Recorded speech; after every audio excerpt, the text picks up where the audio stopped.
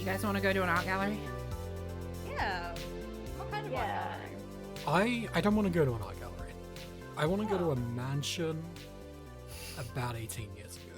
Well, Ah, I have great Can you do news. that? Well, I was thinking we could also kind of go to like a TV show filming for kids. Can't do that. I'd like I to would go like to to a see murder. the same people 18 years Oh. apart. Well, I think we can cover all of those things today. Yippee! Oh, wow. Everyone's a winner. No, that's one specific guy. Welcome to Turnabout Breakdown, the podcast of everyone's a winner. Mostly the guy who sucks. We've been playing Fate's Turning Games. We're on Investigations 2, and we'll get to that, but first we have to introduce ourselves. My name is Jay Costello. You can find me on the internet at JMCostello. We have to decide whether we're doing recommendations now or later. We're doing them now. We're doing them now? Okay. Do it now. We had to fight. We had to fight and I won. Yeah, I guess that's true. Well, I had something in mind, and of course I've immediately forgotten it. Oh, I know. I know. Really funny thing to forget.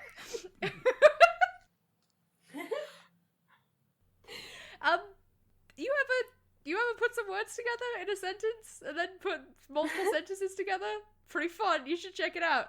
I've been doing some writing that's been fun lately, and I think everyone should do it. I remember saying to Devin early this year, it's crazy to me that not everyone in the world loves writing the way that I love writing, and I'm back in that mindset. I think you should try it. What if you do love writing the way that I love writing, and you just don't know about it yet? All right, that's my pitch for you today. I'm gonna pass over to Ro. Hi, I'm Ro. My recommendation this episode is why do I never plan these things ahead of time? Because I know we do this shit every single episode, and half the time I have to scratch the cerebrum to remember what kind of stuff I've been doing recently and remember if I liked any of it. I got an idea. Yeah? You've been playing a video game? I've been playing a video game. I feel like I've become the one that only ever recommends video games, and I don't want to have that reputation. I don't know if that's Well, I'm true. also But going here's to the recommend a video game, most likely. Okay, that makes me feel a lot better and more comfortable. Thank you, Hera. I've been playing the video game Look Outside. It's an RPG Maker horror game-esque. What would be the best way to pitch this? So it's scary. The whole idea is that you wake up in your apartment, and if you look outside, you immediately lose your mind because there's a big scary thing in the sky, and you're not allowed to look at what it is. And every single other person in the apartment is also slowly losing their minds because of the big thing outside. The entire objective is you've got to just survive until the big thing in the sky goes away. But while you're doing this, things are constantly shifting and changing and moving around. And even though it is a horror game, it's got this really good sense of whimsy about it. Like, one of my favorite characters that I met recently is a guy made of slime whose name is Juicebox. He's best friends with a punk kid and a goth kid, and every time I talk to him, he doesn't speak. He just keeps pulling shit out from my floorboards and walls, but he smiles every time he sees me, and he gave me a hug once. Oh, That's cool. I love beautiful Juicebox. friend. He also did a magic trick for me where I had to pick a card, and when I picked the card, it was the wrong card, but I ended up finding the right card in a vending machine later on. I made friends with some roaches. I made friends with a guy covered in ticks. I made friends with a tick who had managed to develop a human mouth, which was pretty cool. I made friends with a blue painting who was very scared of me, but I made friends with him before I killed him, it had to happen. It was very sad, but it had to happen. And I made friends with an orb that I kissed twice and also played their terrible tabletop campaign with them. So it's a fun game. Like, the things you see in it are creepy and scary, but there is so much jovial jolliness to be had in its recesses. And sometimes you think something's going to be jovial jolly style. Like, I gave a guy a love letter from a woman who was pushing herself through a pipe. And then it turned out he went to go see the woman, and it turned out the woman was a big worm that crawled inside him and made him split apart and run around everywhere. So sometimes it's not all whimsical, but there's a lot of fun to be had. That's tough. I hate it when that happens. I hate it when that happens, but it's very creative. It's very fun. It's extremely unique, and it's It's definitely one of those games where you are 100% not going to see everything in a single playthrough. There is so much flexibility to how you can move through this stupid apartment. And I'm probably going to run through it a couple times before I put it down, I feel like. Hera, let's do 2 video games back to back. Hi. What if Dev wants to do a video game? It's Let's possible. do 3 video games back to back. Okay. You don't have to. I don't know if I can. Please carry on, Hera. Hi, my name is Hera. You can find me online at Aaron Gamera. I have been playing the classics lately. I've been playing Katamari Damacy. Yeah, and that's been stuck in my head the entire time. Every day I'm outside and it's just there. It's very good. It's a classic for a reason. It's very whimsical, a lot like the hit video game Look Outside. They're very similar. It can also be scary when there's a car on the road that you can't roll up and it's coming towards you and it's going to knock all the cool things that you've rolled up off of your ball. Here's the thing, that does happen in Look Outside. That does happen in Look Outside. It's got good colours. It's about joy and rolling it up. Aww. And I don't have much to say about it. It's just really good. If you've heard of it, you've probably heard of it. It's good. You can play it on... I've realised that I've recommended a lot of video games and I haven't once said what platform they're on. You can assume they're on PC because I don't have any consoles right now. Yeah, everything I play is on PC also. Katamari Damacy is basically on everything. They put it on Switch, PS4, Windows, Xbox, Google Stadia, apparently. If you're still running Google Stadia, then you probably already know it's on there because they haven't released many games for it lately, but it's on there also. Feel the Cosmos. Feel the Cosmos. Devon, Hi. passing it over to you. My name's Devon. You can find me on Instagram at algae_dust. I can speak today. I do not recommend a video game. I recommend... The streak! I'm sorry. I'm sorry.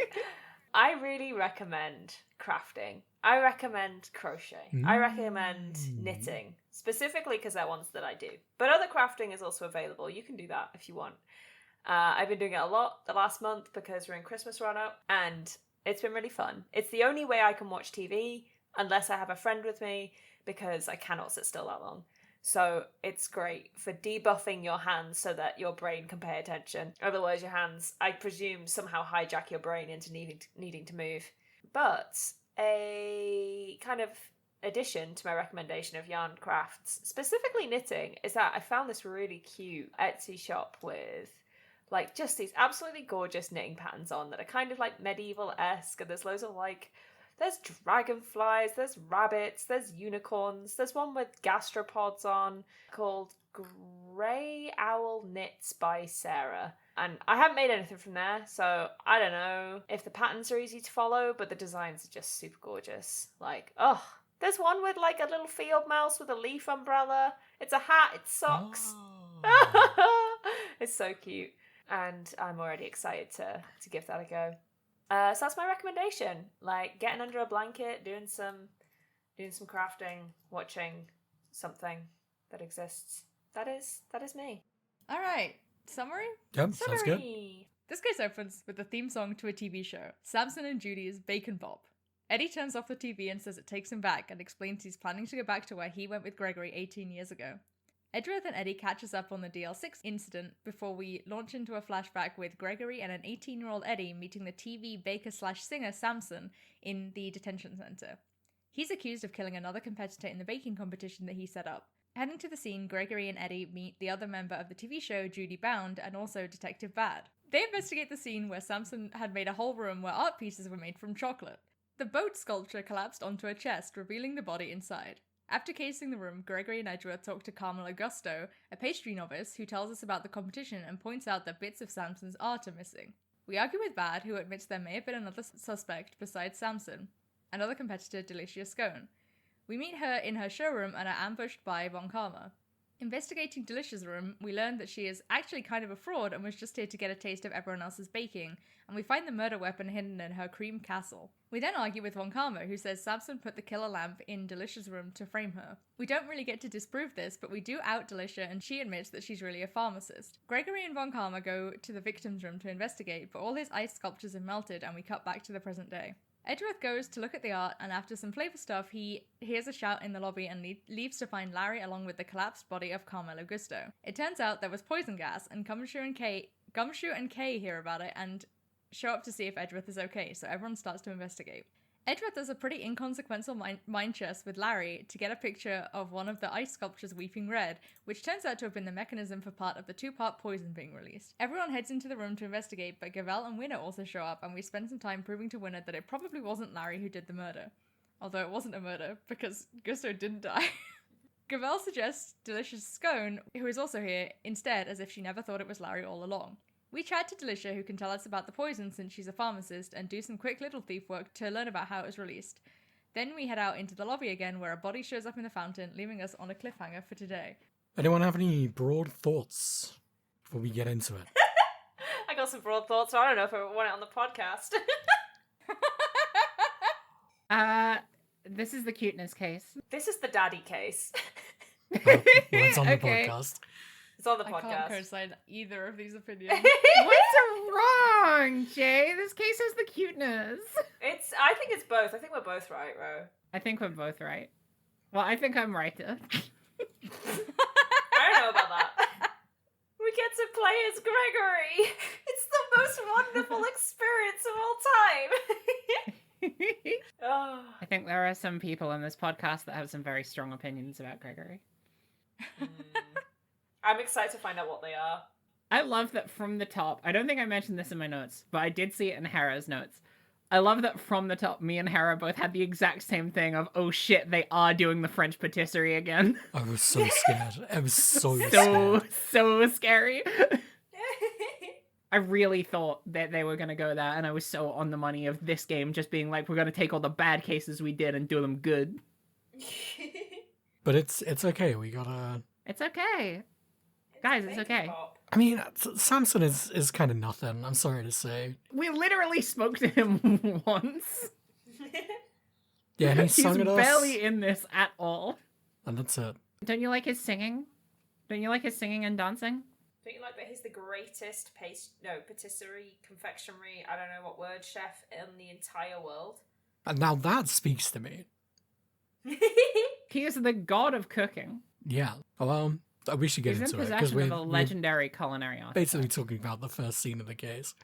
Well, the first scene of the case is we're Edgeworth. We're Edgeworth. We're Edgeworth. Present day, present time, we're Edgeworth. We go to a place called Zodiac Hall with Eddie Fender. And he's like, oh, I was kind of bored. And you don't have anything going on. So I thought it would be fun to go to a gallery together. Little does Edgeworth know that he has an ulterior motive, which is that he's not actually bored. This man has never been bored. He's here to go over the events of the IS-7 incident.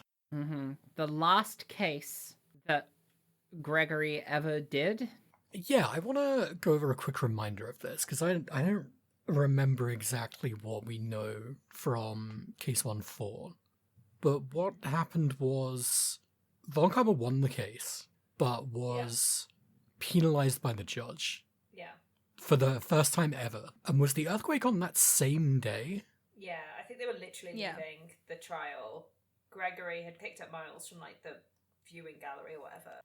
And then Von Karma was so mad that he saw Gregory in the elevator after the earthquake and was like, I have to kill that guy right now. Well, he got shot in the shoulder. He did get shot, yeah. Oh, right. Yeah. Okay, I mean, forgot about not that. Doesn't matter. Yeah, he got shot by Yanni Yogi, right? He got shot by Edgeworth. Edgeworth. Yeah, Yeah. maybe Accidentally. Edgeworth throwing the gun. Oh. Well, that's less funny than what I thought happened, which is that he just did it. It is definitely said in the case that, like, he gets shot through the door, and then the electricity comes back on at that moment, and the door opens, and he sees Gregory lying there passed out, and he's like, this motherfucker. So it is, like, that is still true. Yeah. And I think after the trial, he was just wandering around the courthouse in a daze. I don't think he even realised the electricity was out. He, like, didn't realise he was in darkness until he gets shot in the shoulder, and that, like, brings him to in some way. Normal reaction to Because have they've to been in that not elevator even for losing. hours at that point. Yeah, because they all ran out of oxygen. Yeah, the thing that happens. In elevators, famously. Legally, an elevator ride can't be longer than 2 minutes. Well, this is good backstory to have in mind. I'm not sure if it's going to be relevant, even a little bit. I don't think it is. There is something interesting about this whole situation, which is that Eddie says, "So, do you know about the IS-7 incident?" And Edgeworth says, "Yeah, Von Karma took great pleasure in showing me the files as soon as I became a prosecutor." Huh. Fucked! Most Yeah. fucked up thing on earth. Pretty fucked. Imagine being so normal about, I guess, what was the worst day of his life? Up to that point, yeah, that was the worst thing that ever happened to Manfred von Karma, is getting chided. God. Cool. And then both of them pretended they weren't affected by it at all for 15 years until it turns out they were both having a breakdown in slow motion. I don't think Von Karma was having a breakdown. I think he was completely normal about it. Do you think he was Yeah, he was completely over normal it. about it? Oh yeah, that's why he said the whole Robert Hammond thing, because it's just normal response to what happened. I don't remember any of that. He frames Miles for the shooting at Gord Lake to get revenge. He makes Yanni Yogi do it, like Yeah. set up the whole thing, but it is him. And he specifically waits for the statute of limitations. I mean, come on, man. What the fuck are you doing? He seems like a cool guy. He seems like he's a man with a plan, and he's not afraid to act on it. I'd love to spend more time with him. I wonder Really if it's figure out what's possible. going on in that noodle of his. I feel like I know exactly what he's thinking. Oh, what's he thinking right now? Right now he's not thinking about very much. You're so good at this. Well, I don't know if that's true, because we know that, like, you exist on the ghost plane. Fuck. Oh, man. Oh, you're not. There so is a good at part of this, me I that does remember. wish. Yeah, apparently not. There's a part of me that does wish they were consistent with that, because the idea of Ghost Manfred von Karma coming back is actually really good. I Ghost think Fred. they're pretty consistent with it. It's just that, like, someone would have to summon him. No one wants to do that. Outside of the original trilogy, ghosts have not been brought up so far, like, at all.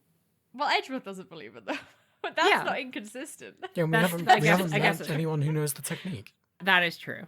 But we've met people who have borne witness to ghosts. Only Edgeworth. And he has specifically said he refuses to believe in it. Yeah, The and judge if this has also game seen is from ghosts. his viewpoint, then he's not going to be able That's to even true. see it in the world around him. Like, he won't perceive it until it falls down his throat. It's just a blind spot. Yeah. Right, and I mean, I don't know how much people are talking about ghosts in daily life.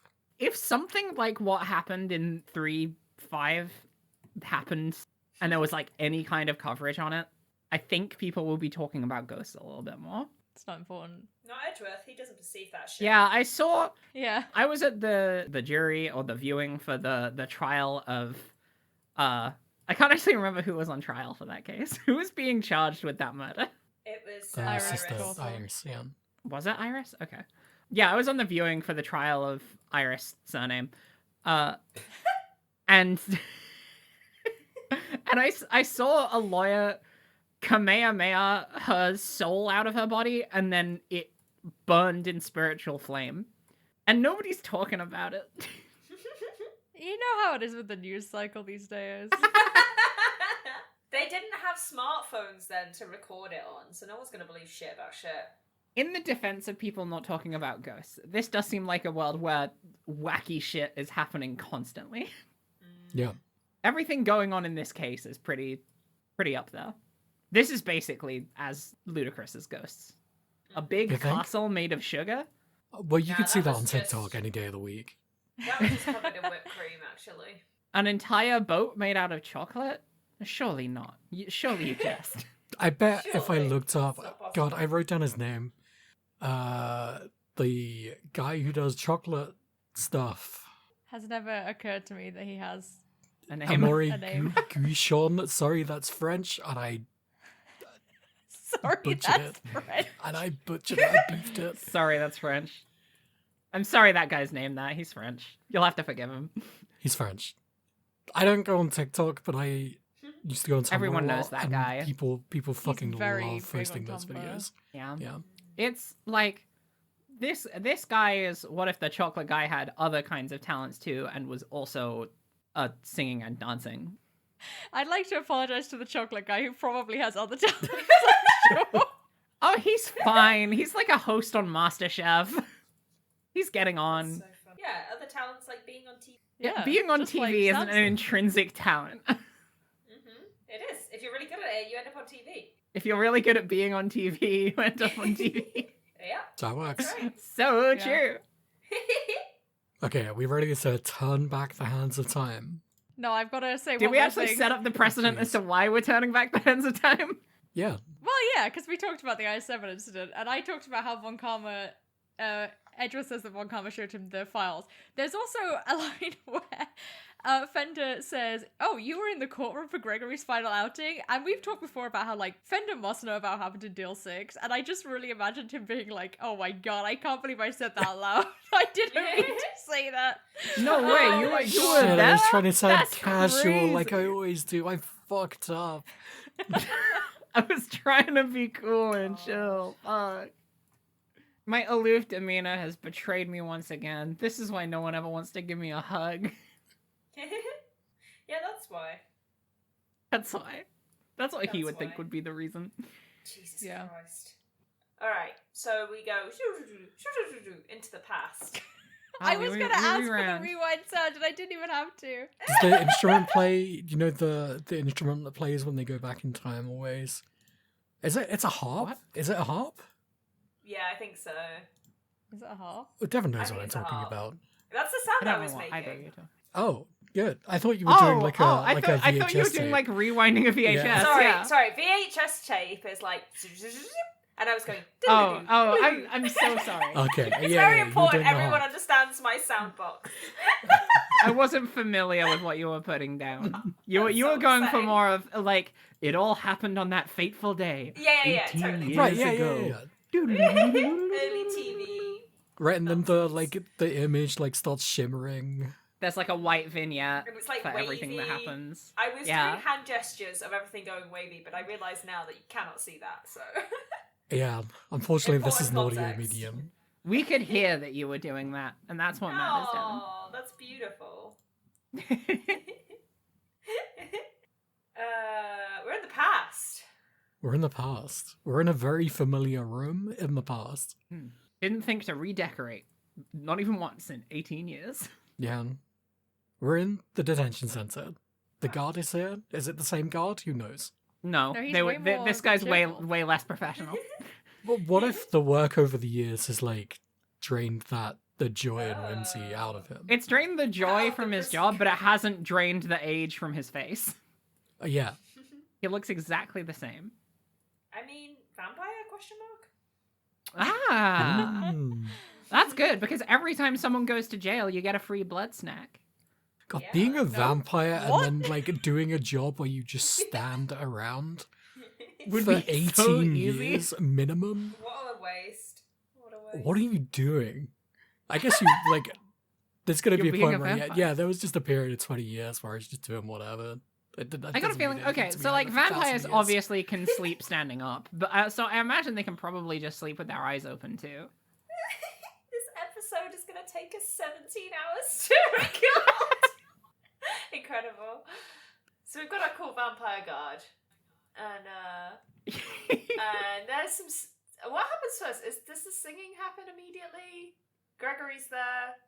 We're Gregory. We get the like, my name is Gregory Edgeworth. I'm a defense attorney. It's the exact same sprite screen from the end of the last case, and also there's some weird kid with us. I don't know who that could possibly be. I think we like talk to him immediately, right? It's Eddie. Yeah. It's Eddie. Eddie. It's It it's is baby Eddie. He basically didn't transport any like facet of his 18-year-old self. He's 18, by the way. Through to his current self, and I can relate to that. Yeah. But it is unusual for this video game series. Very much so, yeah. Yeah. It just really adds to more of like, what the fuck is going on with Eddie as a character? He's so confusing. He's lots of different things. Which in another show I might be like, that's normal, but in Ace Attorney, it's not normal. He's very weird, very naive. He is very weird. He's a kid that the other kids in the Breakfast Club would beat the shit out of. Mm. Oh, I mean, he's kind of similar to like Maya and Kay in this case. He's a word girl. He's a weird He is girl. a weird girl. And then Samson Tangaroa comes in, who's on name duty this week. Me, but I think I missed some. He used to be called Jeffrey Master because then they would call him Master Jeff, which sucks. So Samson Tangaroa is better. Tangaroa is like a Pacific water spirit, I believe, Interesting. because of the boat. I guess it's a stretch, but Maori sea and water bodyguard. yeah. Great Atua of seas, lakes, rivers, and the creatures that live within them. Cool.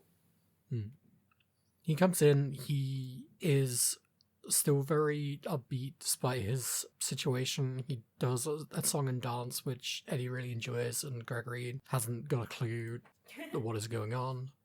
He's never watched TV. He's never heard a song. He's 1 million years old, and He's he's 1 million years 34, old. which is the most cursed thing of all time. He's 34 years old. You don't find out I that he's refuse to believe 34 for like for most of this case, I think. The honestly, transparently, least surprising thing to me. Yeah. Considering the way that this game handles character ages in the first place, not even a little bit surprised that Gregory Edgeworth is 34 years old, despite looking like a 55-year-old man. So true, so true. They could just add 10 or 20 years to literally everyone's age and it would make no difference. Like, what the fuck? Even Pearl. Even Pearl? But I mean, they could. Would it I'm make much 24 difference? years old. Arguably not. You know how it is when you're 29. That's so true. I remember being 29. There was some shit going down. I opened my like case files as soon as I got into this room and checked everyone's ages. Wrote down Baby Fender, he's 18. I did a lot of notes in this case like I was a detective. I love when you do that. That's cute. I love when you've got Because your you're little here to hat on. win. Yeah, I'm here to She's win here to this get case. in the mindset. Baby Fender, he's 18. I don't know how old I am. I don't know You're how 34. old I am. You're 34 years old. Samson's here because he killed someone, allegedly. Allegedly. Allegedly. The guy he supposedly killed was called Artie Frost. I don't know if we find out this in the moment. Yeah, we do, because do. he Yeah, we says do. that, why would I want to kill him? He's like, he's a great confectioner. I have a lot of respect for him. And he seems genuine. Does anyone else have any notes about Samson? Because I do not. That's basically it. Oh, if you show him your badge, you can show him your badge, and the scales on the badge represent justice and fairness. Oh, Cool. nice. We love I those. read your note that said I'm tired enough that I thought he meant the bits around the edge and not, the scales. And I was like, I still don't know what that means. That's bits around the edge. petals. They're scales. Right. And I just read it again and gone, oh, the scales. Okay, yeah. Oh, you mean the scales of justice represent right. The ones justice? that represent justice and Yeah. fairness. Yeah. I'm glad I wasn't the Yeah, only yeah, one yeah. that thought that they were scales around the edge of the badge also. Well, they're petals because it's based off a sunflower, which I do know. But, I still thought that in the game they were referring to them as scales. Great. I have to ask an important question. Yeah. Devon, Yeah. as the premier daddy expert, Yeah. is Oh. Samson Tangaroa a daddy? I think he is. Now, I want to be very clear. There's a lot of daddies in this case.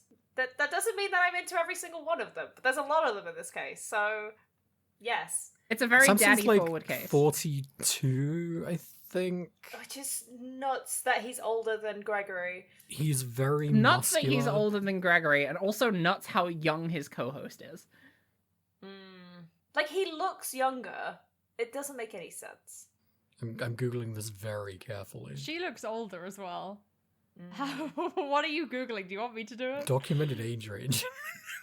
Don't No, don't do that. He's 39. Samson He's is 39. 39. There's another character that is definitely 42 later on. Oh, yeah. He's 39. He's very muscular. He's wearing just like a standard like chef's outfit kind of. He's got like an apron on, right? Mm-hmm. I believe so. I don't know. There's not much to him. I don't know why he's so muscular. I He's guess he's so a TV jacked. star. He's a Everyone in dancer. this case is jacked.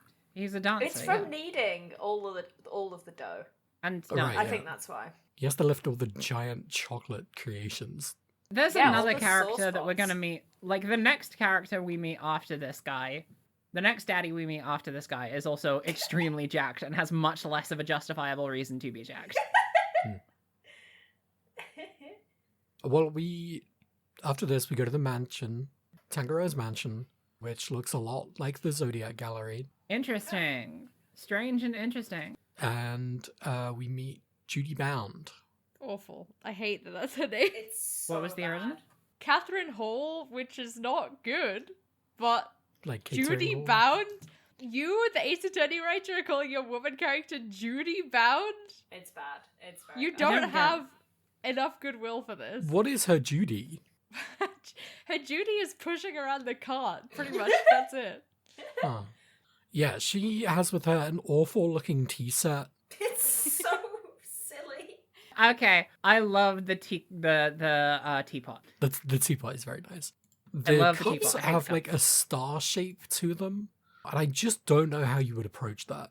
Think of it like drinking out of the pouring end of a jug. I guess, yeah.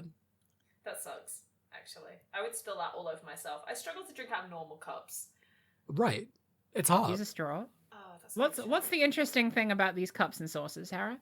They're cooled, apparently. The saucers is Oh, yeah. cooled. Because Judy says there are some people here that don't like their tea too hot. Which is By the weird. time you've wheeled that shit around, it is gonna cool down. I don't understand. Well, what if the car is also cooled? Whoa. Big block of ice in it. Now, here's the thing. Alongside those cups and saucers, Chekhov very kindly placed a gun next to them. And what was Is it? there a gun on the table? Yeah. It's the fact that the saucers are cooled. Ah, I see. Chekhov's temperature. I haven't figured out what this means yet. No, I haven't figured out what it means yet, but the fact of the matter is it's something that the writers of this game want you to think about. Well, here's something else that the writers of this game want you to think about. This tea set is a custom-made tea set by famous designer Paul Helique, So ready to hear about Pole Theory?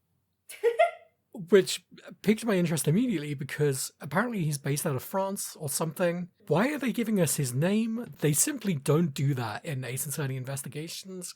I don't remember if they did in Ace Attorney. They just don't give us names unless they are important, ever. I They could do see. in Ace Attorney because there was that fucking boxer. What was he called? It was like Guts, Oh. Guts and Brawn. Guts and Brawn, yeah. Right.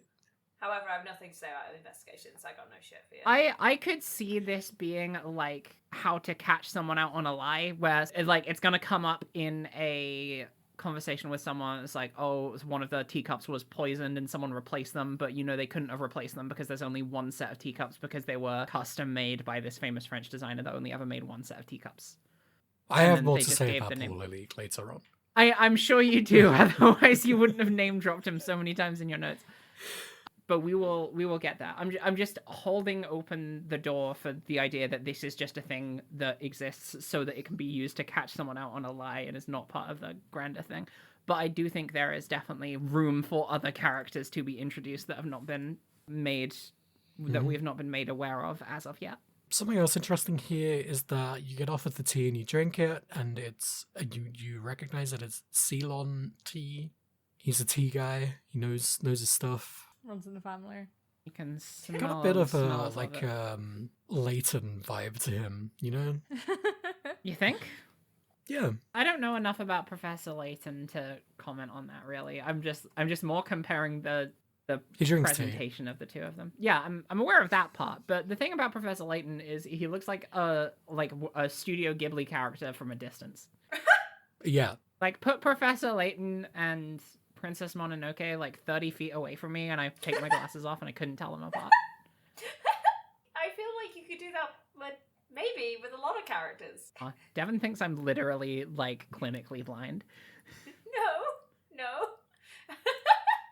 I just feel like with animated characters, when you distill them down to their silhouettes, usually There is a kind of certain look the same. softness of the color palette that Professor Layton uses that feels very Ghibli-esque.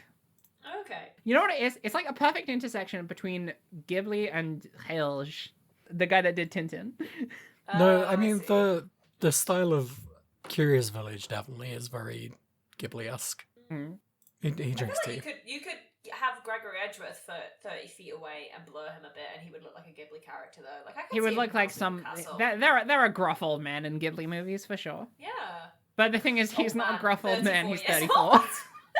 He also just looks like a detective from the 1940s. He That's his does. whole. It's fun that look. that's what they did.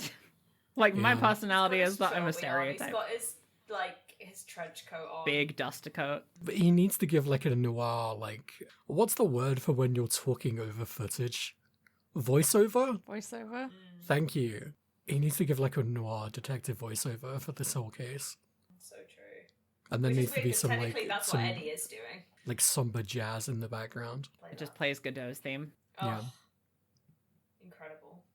Alright, so we go into Tangaroa's room. There's chocolate here. Chocolate from the chocolate. Judy's story is that she found the body, by the way, that's important. Mhm. Yeah. She heard a crash and then she went in the room and she found the body. What we see is in the middle of the room is a big pirate ship for kids to play on. And there's a chest in front of the pirate ship, and the pirate ship fell on the chest in front of the pirate ship and cracked it open. And inside the cracked open chest is the body of Robert Frost. What's his name? Artie Frost. It's Robert Frost, yeah. That's frost. It's also really cold in here because of the chocolate. And you know what, I don't want us to get too far away from pool theory, so I'm gonna get right to it.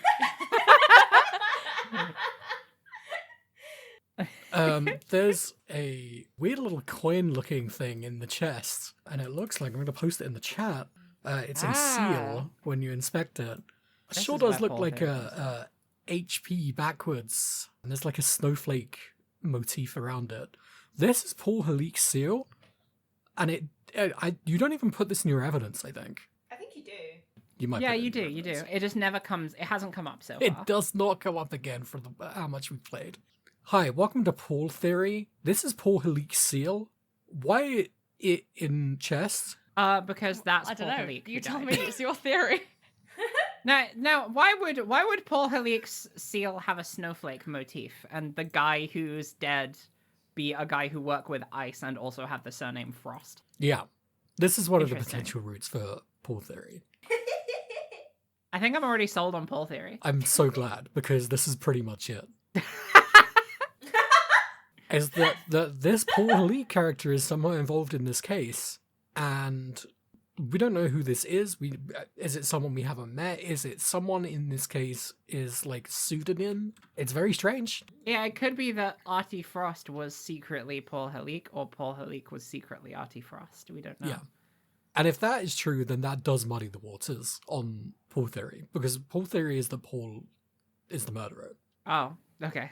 But there's a lot of different schools of thought coming in and around Paul Theory, a lot of papers being If written. Paul is the murderer, I would be really disappointed in this game for, like, this famous artist left his insignia in the place where he murdered a guy, and no one was like, hey, that's Paul Halik's insignia, the famous artist that we have a t-shirt from, which has that insignia stamped on it. This is what's driving me insane, because it seems so It's gotta be obvious. something more obtuse than that. It seems so obvious, but the reason I think it might be that obvious is because no one fucking mentions it. Maybe it It's means like the pH, one like piece the of acid evidence level. inside the chest. I mean, there's some others, but it's the one that doesn't Yeah, ever there's come another up. thing. There's a really funny thing that I want to talk about regarding that chest, but I can't do it until we talk to another character later. Okay.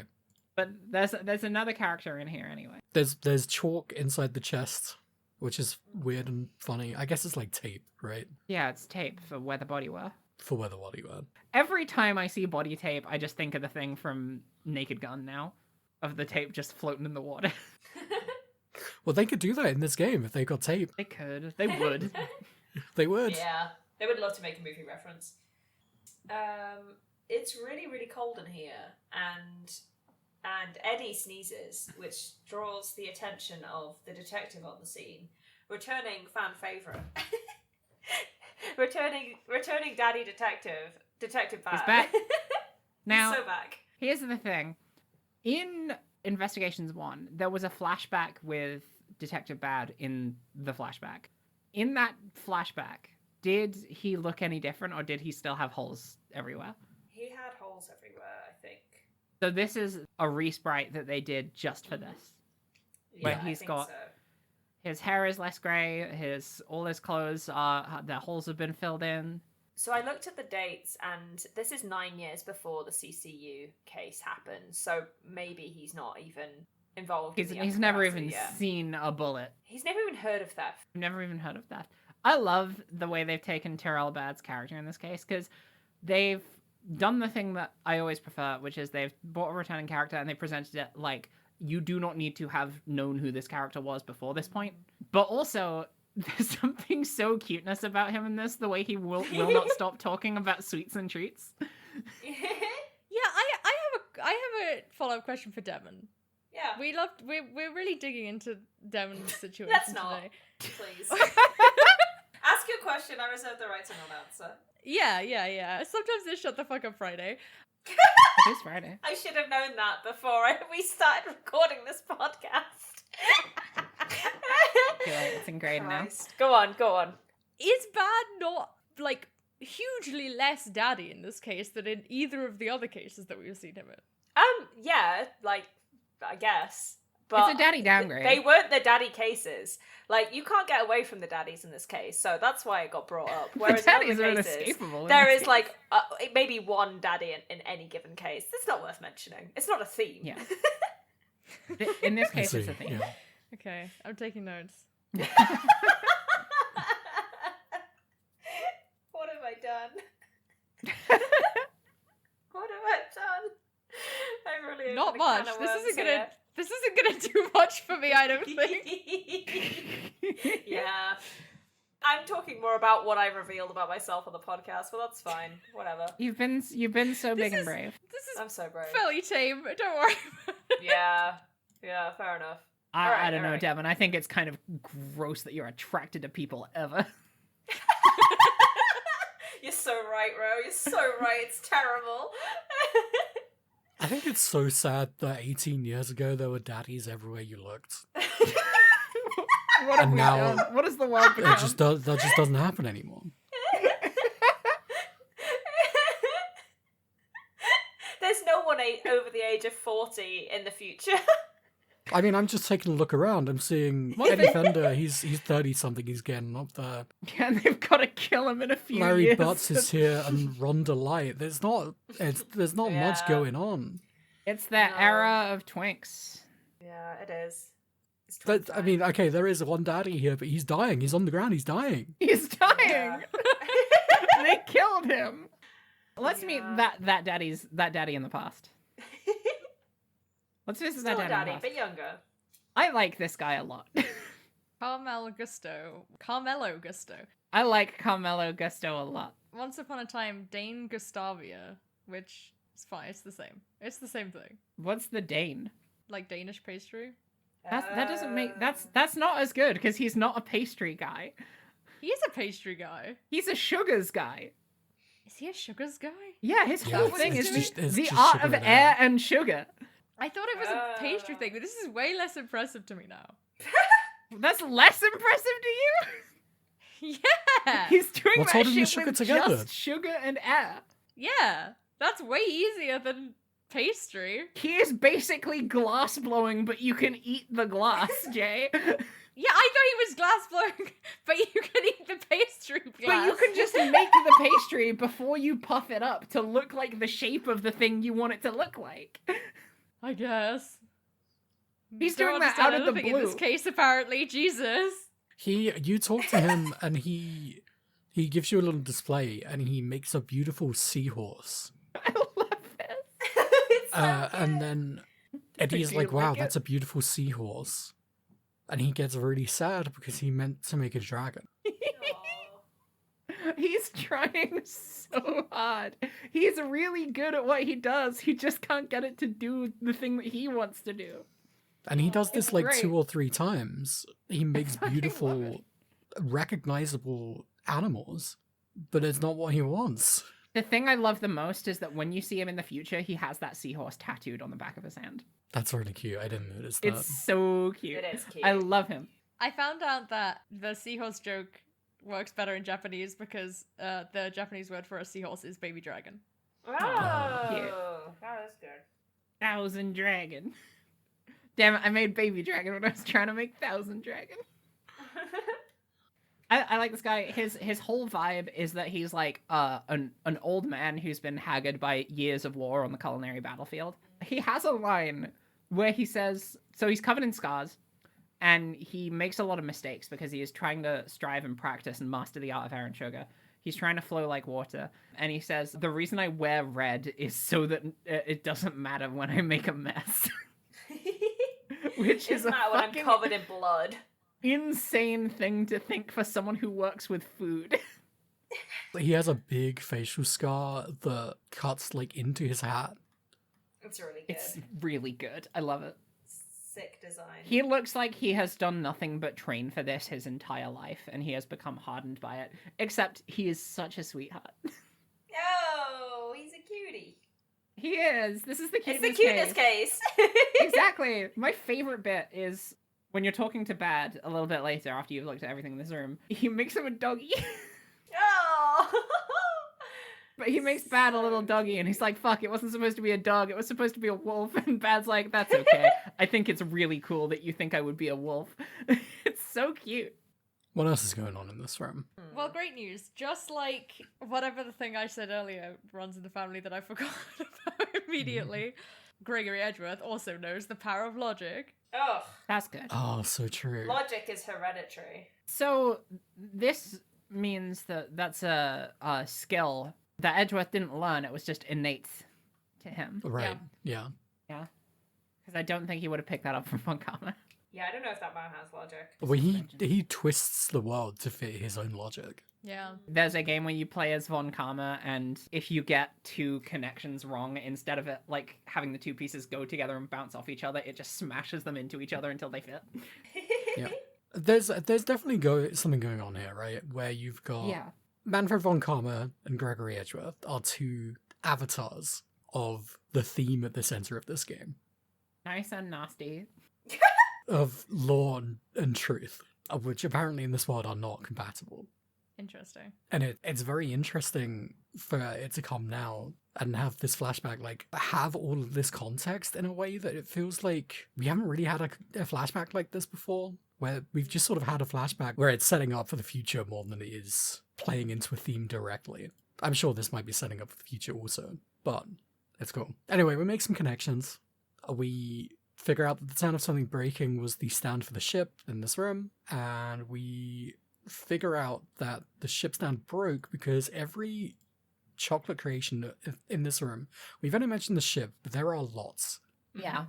There's another one That's in been this room damaged in that's some way. pretty In fact, important too. let's play a game. I love games. Woo! Moo. Let me share a photo of this room, and everyone picks their favorite piece. Can I pick the ship in the middle? I guess if you want, you can pick the ship in the middle. Actually, no, I don't think the ship in the middle is my favorite. Bad is briefly a weird girl here. Well, he is actually a weird girl, because he's the one that's following you around. Yeah, because he's still looking over the crime scene, and he doesn't want you to interfere with everything that's there. Okay, here's an image. There are two that are off screen, but I'm sure you can picture them in your mind's eye. Sure. I know one. I do like the globe. I think the globe is very nice. Almost close. This is the Boundless Globe. It's made of chocolate. No It's all made flat out of earthers chocolate. here. Everything is made out of chocolate. The room is cold because there's got to be cold for the chocolate. But we didn't mention this. Baby Fender says it's colder than it needs to be for chocolate. I don't know if that matters too much, but there is definitely something going on in this case with temperatures a lot. So I think it's worth noting. Does anyone else have any favorite sculptures? Yeah, mine is the angel beset by thorns. Yeah. That's a good one. What about yourself, Hera? I mean, I was going to say the globe, but I want to pick a different one. I also like the globe. Oh no! One likes the angel. We can all have it as our favourites. It's okay. We all love can to share. live on Earth. I like the telescope. There's a lot of different colours going on there. The telescope sadly doesn't have a name. I did like the Diary of Despair. It was so... The Diary of Despair. Yeah, mostly for the writing within It has text The in it that you sculpture is can fine. read. Yeah, which is pretty cool. Roy, tell us about the angel beset by thorns. Yeah. So everything in this room has a nautical theme except for this, which is a picture of an angel beset by thorns in a frame, and the frame is entirely made of chocolate. And also there's a big gouge mark in it where someone has tried to claw at this painting, which I know why that's there, but personally I also think it would add a lot to the narrative of the painting, when you realize that not the whole thing isn't made of chocolate, and at the very center of it is the prize for winning this contest. Did we even mention the fact that this is a contest that's happening? So that's a contest. So the reason we're here is because there's well, not the reason we're here. The reason we're here is because someone died. But the setting for someone died is there's a contest to decide who the best chef in the world is, and the prize The world's for being greatest confectioner. the world's greatest confectioner, and the prize for being the world's greatest confectioner is the title of world's greatest confectioner, and also the ultimate cookbook. And in the frame of this portrait, the book itself is at the center. That is the angel surrounded by thorns, which I think is cool. I also think it's kind of nuts to just be like, yeah, here it is. It's just part of my exhibit, and I can have it, and it's there. When technically, like, isn't it against the rules to put that there, considering you're not allowed to have any piece like Right, but contain it's something that his. isn't food? He is the world's greatest confectioner, and he is his Yeah. cookbook. So it's. But it's kind not of, edible. You can't eat it though. Right, but it's it's there. It's cool. It is cool, and it is that. And there's a chunk of it missing, just the same as everything else. They took Yeah, a corner out of it, and also someone slapped it with their wet hand. The rules for this competition, there are 3 of them. Number 2 is the confectionery only for decoration. You can't use anything else. Rule number 1 is that judging goes clockwise from the leftmost room. There's some uncertainty whether or not that includes the room we're currently in, which is the leftmost room. I guess Samson is doing the judging, right? So I guess he can just look around and be like, yep, pretty good. I did great. Got to pat I'm myself so on the good back. at this. Rule 3, contestants must not enter other rooms. Cool. Well, Gusto is here. I guess the competition is off. Yeah, Gusto came in because he's answering Baz's questions about chocolate. Right. But he's not a chocolate expert. He's not, but he's the closest thing we've got. I guess, yeah. Damn it, he's the best weed. I think Detective Terrell Bad would be an excellent mayor of Candyland. I think you're so right. That's a lot of responsibility. I think he's already a ready. detective. He's already a detective. Yes, yeah. And get him out of the police because ACAB. And get him into the mayoral office. Get him into Candyland. Get him into Candyland. Something we didn't mention about Bad is that he hates defense attorneys. He hates them. Yeah, they suck. They stink. He is But honestly if pretty you chill happen with to us after speak saying into that. an though. honourable ace attorney, if you speak to an honourable attorney, then it's okay. Then it's okay. He's super convinced that Samson did it. We have an argument about it. It doesn't really amount to much. He thinks Samson did it. And we know that he probably didn't. And we proved that. Yeah, because we asked Samson and he said, nah, didn't do it. And we go, okie dokie. Okie dokie. Oh, we get in this room we get Eureka. Eureka! Oh, yeah. Eureka. Bregworth's voice is so nerdy. Yeah. I was expecting, like, the voice of a grizzled noir detective whose diet consists of, like, sherry and cigars. But he's so, like, nasally and whiny sounding, which I think is really funny. And very fitting for someone who gives birth to Miles Edgeworth. He gives birth to Miles Edgeworth. I mean, what, do you think there's a mom in this picture? It's true. You tell me who Edgeworth's mom is. God. I don't want to think about that. This is That- Yowie that's Nation. There are daddies only, Devin. Incredible. It's just like the plants where they propagate by just like making a smaller version of themselves and then it snaps off. Oh my god, the idea of Miles Edgeworth being a perfect clone of Gregory Edgeworth and then all that shit happened. He got grafted like an apple tree by Von Karma. Oh. Became something else. Became a prosecutor. Interesting. Crazy I'm how taking nature notes. makes that. Everyone should stop taking notes about what I say in this recording. I don't know what wavelength I'm on, but it's fucking strange. Okay. Are there any other deductions that we make in this room before we have a chat with Detective Terrell Bad? I wasn't doing summary this week, so I wrote absolutely nothing at all about what I know happened. that Hera is always on the ball with this sort of thing, so That's I'm... because she's amazing. I think we've I'm covered looking everything directly in at this her. room. We didn't talk about the temperature panel. There's a temperature panel. There's a temperature panel. Like I said, it's colder than it technically needs to be for chocolate, because chocolate needs to be kept at like 50 something Fahrenheit. I don't know Fahrenheit. It's 56, I believe. It's Yeah, something like that. Well, they say it's cold, and I'm willing to believe them. There is one thing actually, which is that I can't remember how it comes up, but Gregory agrees to give Eddie his coat when Eddie becomes a lawyer. And earlier in the last case, Eddie says, "I sometimes wear my attorney's badge when I'm wearing my best winter coat." Because I learned how to say attorney. I learned to read attorney from this game, and I thought it was pronounced attorney, and now I still sometimes fuck it up. That's adorable. That's why I said it like that. That's so cute. This is the cuteness case. This is the cuteness case. Everyone's included. Everyone's included. Everyone's being Look, so it's cute. He wears Gregory's coat sometimes, and then he wears his badge at the same time. I almost did it again. That's cute and also pretty depressing. Oh, there is something else important in this room. Oh yeah. Oh yeah? We get a picture of the body from Bad, and it has... Oh, blood. There's blood in the bottom of the chest, and it's not there anymore. No longer with us. Someone removed that part of the chest. It was not the forensics team. We don't know where it's gone. This is the thing Yeah, I want to that's talk fucking about weird. later when we meet another character. Because this made me come to a very funny conclusion. I'm sorry. Okay, we have a chat with Bad because he's still hard set on the idea that Tangaroa did the killing. And we've got to convince him otherwise. Bad is very aware of the show, whatever it was called, Sweet Cup and Cakes, because he's such a big fan of candy and sweeties. So, of course, he loves watching children's TV about it.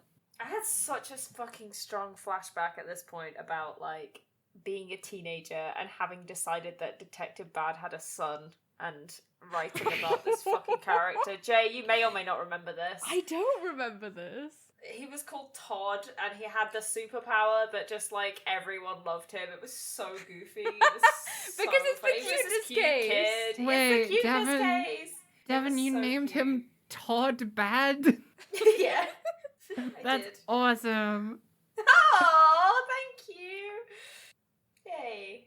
Oh, I like my Yay. friend. Todd Bad. He was also like monochrome, you know, black and white. Of course, yeah.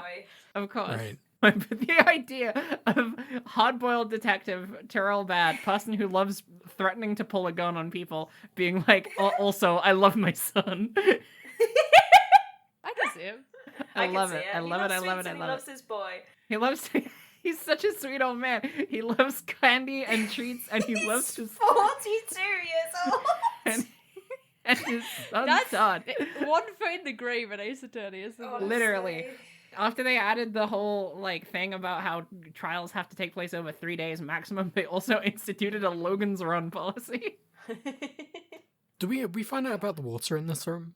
Yeah, Oh, they say something about the water, but I can't remember what specifically. I believe it's the forensics guy. He says it's a all different connected, temperature. maybe? Yeah, the water's warm, isn't it? It's not warm, but it's warmer Right. because all of the water from the water features that are apparently in every room run back into the fountain in the center of the main hall. Hmm. I remember this. Like I said, the bad stuff doesn't matter that much. He claims that Tangaroa smashed the ship open to show off the body so that people wouldn't suspect it was him because it's in his room, but we know it was smashed by the falling ship. I don't think this argument really holds that much water, because if I was Boat joke. bad, I'd just be like, well, he just set it up.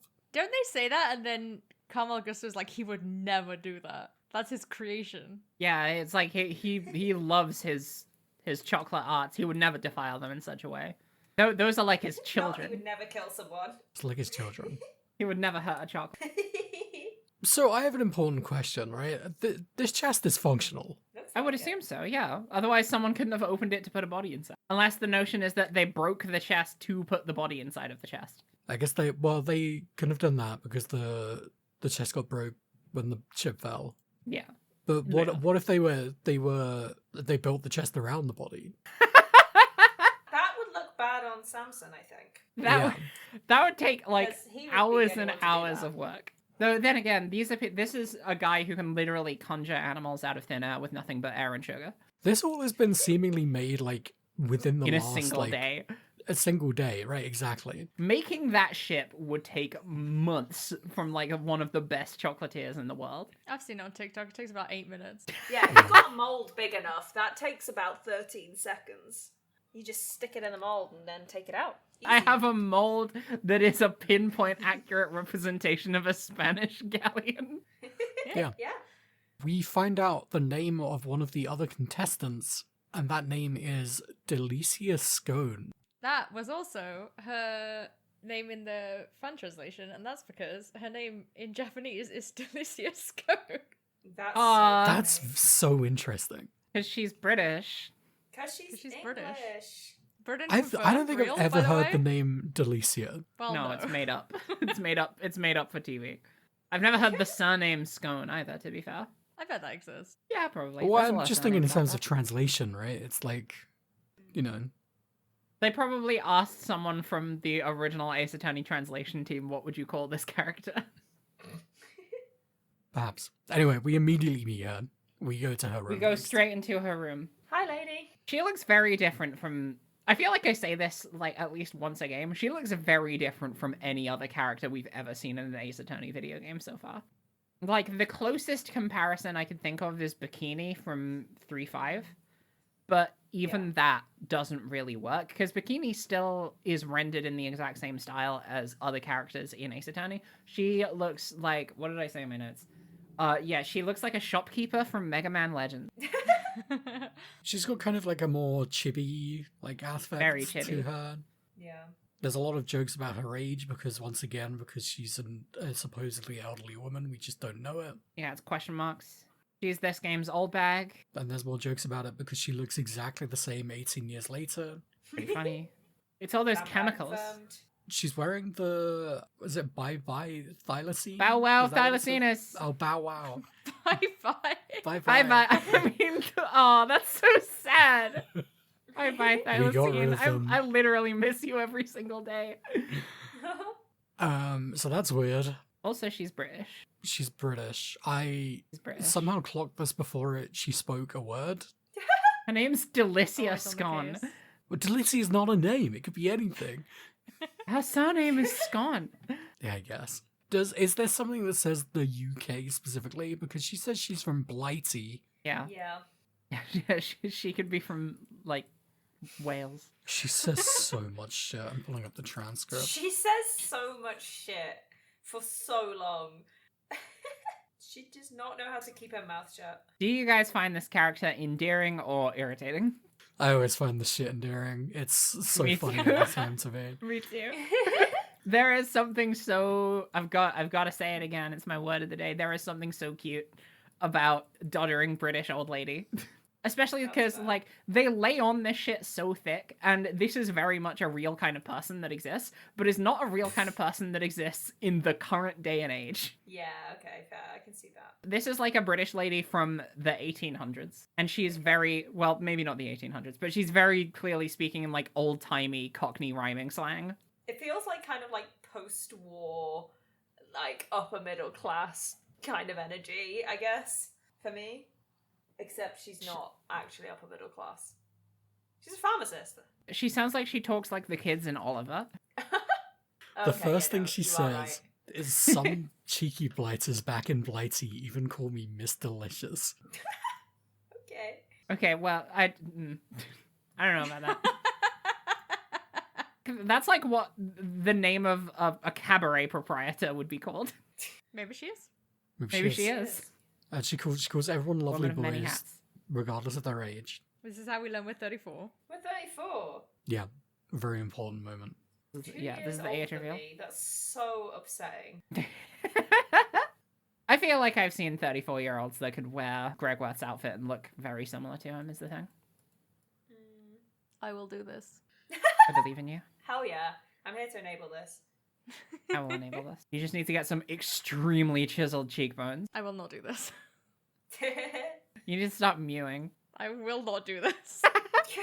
That's like the kind of shit that you'd see on an old VHS tape to like teach you how to like improve your health. Like doing something that's inevitably going to injure you further. We investigate Delicia's room. No, we don't. We get interrupted by a scary Oh, yeah. objection. There's a knock at the door. Scary man walks in. Well, he walks from He somewhere. walks out. Does he say the objection before he opens the door, or is it just He a does, yes. cut to objection? I just like the idea of He's such they're a talking. loser. They're talking, they're having this conversation, and then just you hear objection. God, he sucks so hard. Yeah, and then he steps out from the big cream castle in the center of the room. We didn't even mention Thing what to say this about room. Von Karma. We didn't even mention what this room looks like at all before that point. So, in the center of this room is a giant castle made out of cream, and there's doors on it, and the doors are closed. You hear Von Karma say objection, and the doors to the castle open up, and he steps out, and it's very funny. The triumphant Von Karma music starts playing. No, that's not what that music is supposed to be. It's so evil. funny because the like opening in that castle is like half his height. And it's very clearly a tiny pokey room. And he says he was just like in there taking a look at some stuff. But like that's like a cozy reading nook to me. You know, he was on his like phone, he was on his emails, and he was forwarding those emails. It's like, if you do not forward this, you'll be cursed for 1,000 years. That's what he was doing in there.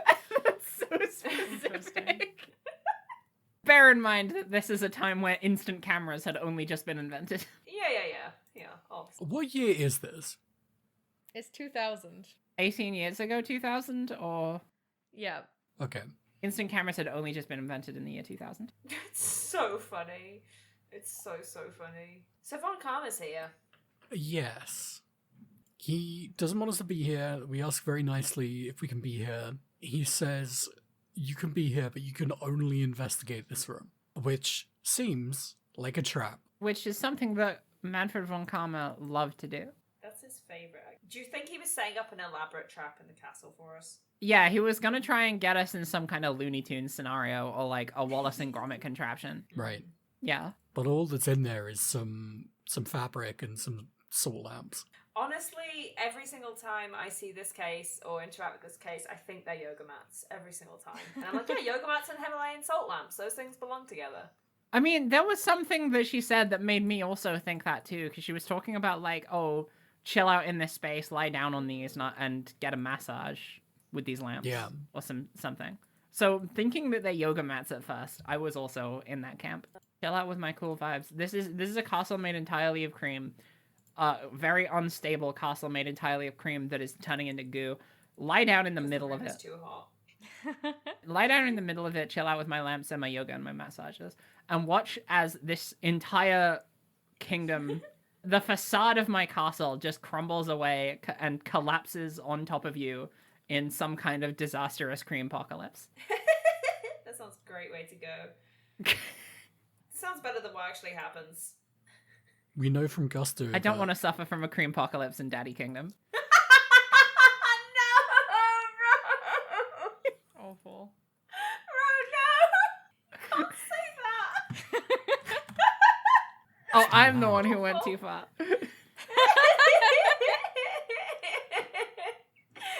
Oh my god. Everyone on this podcast, stop enabling each other right now.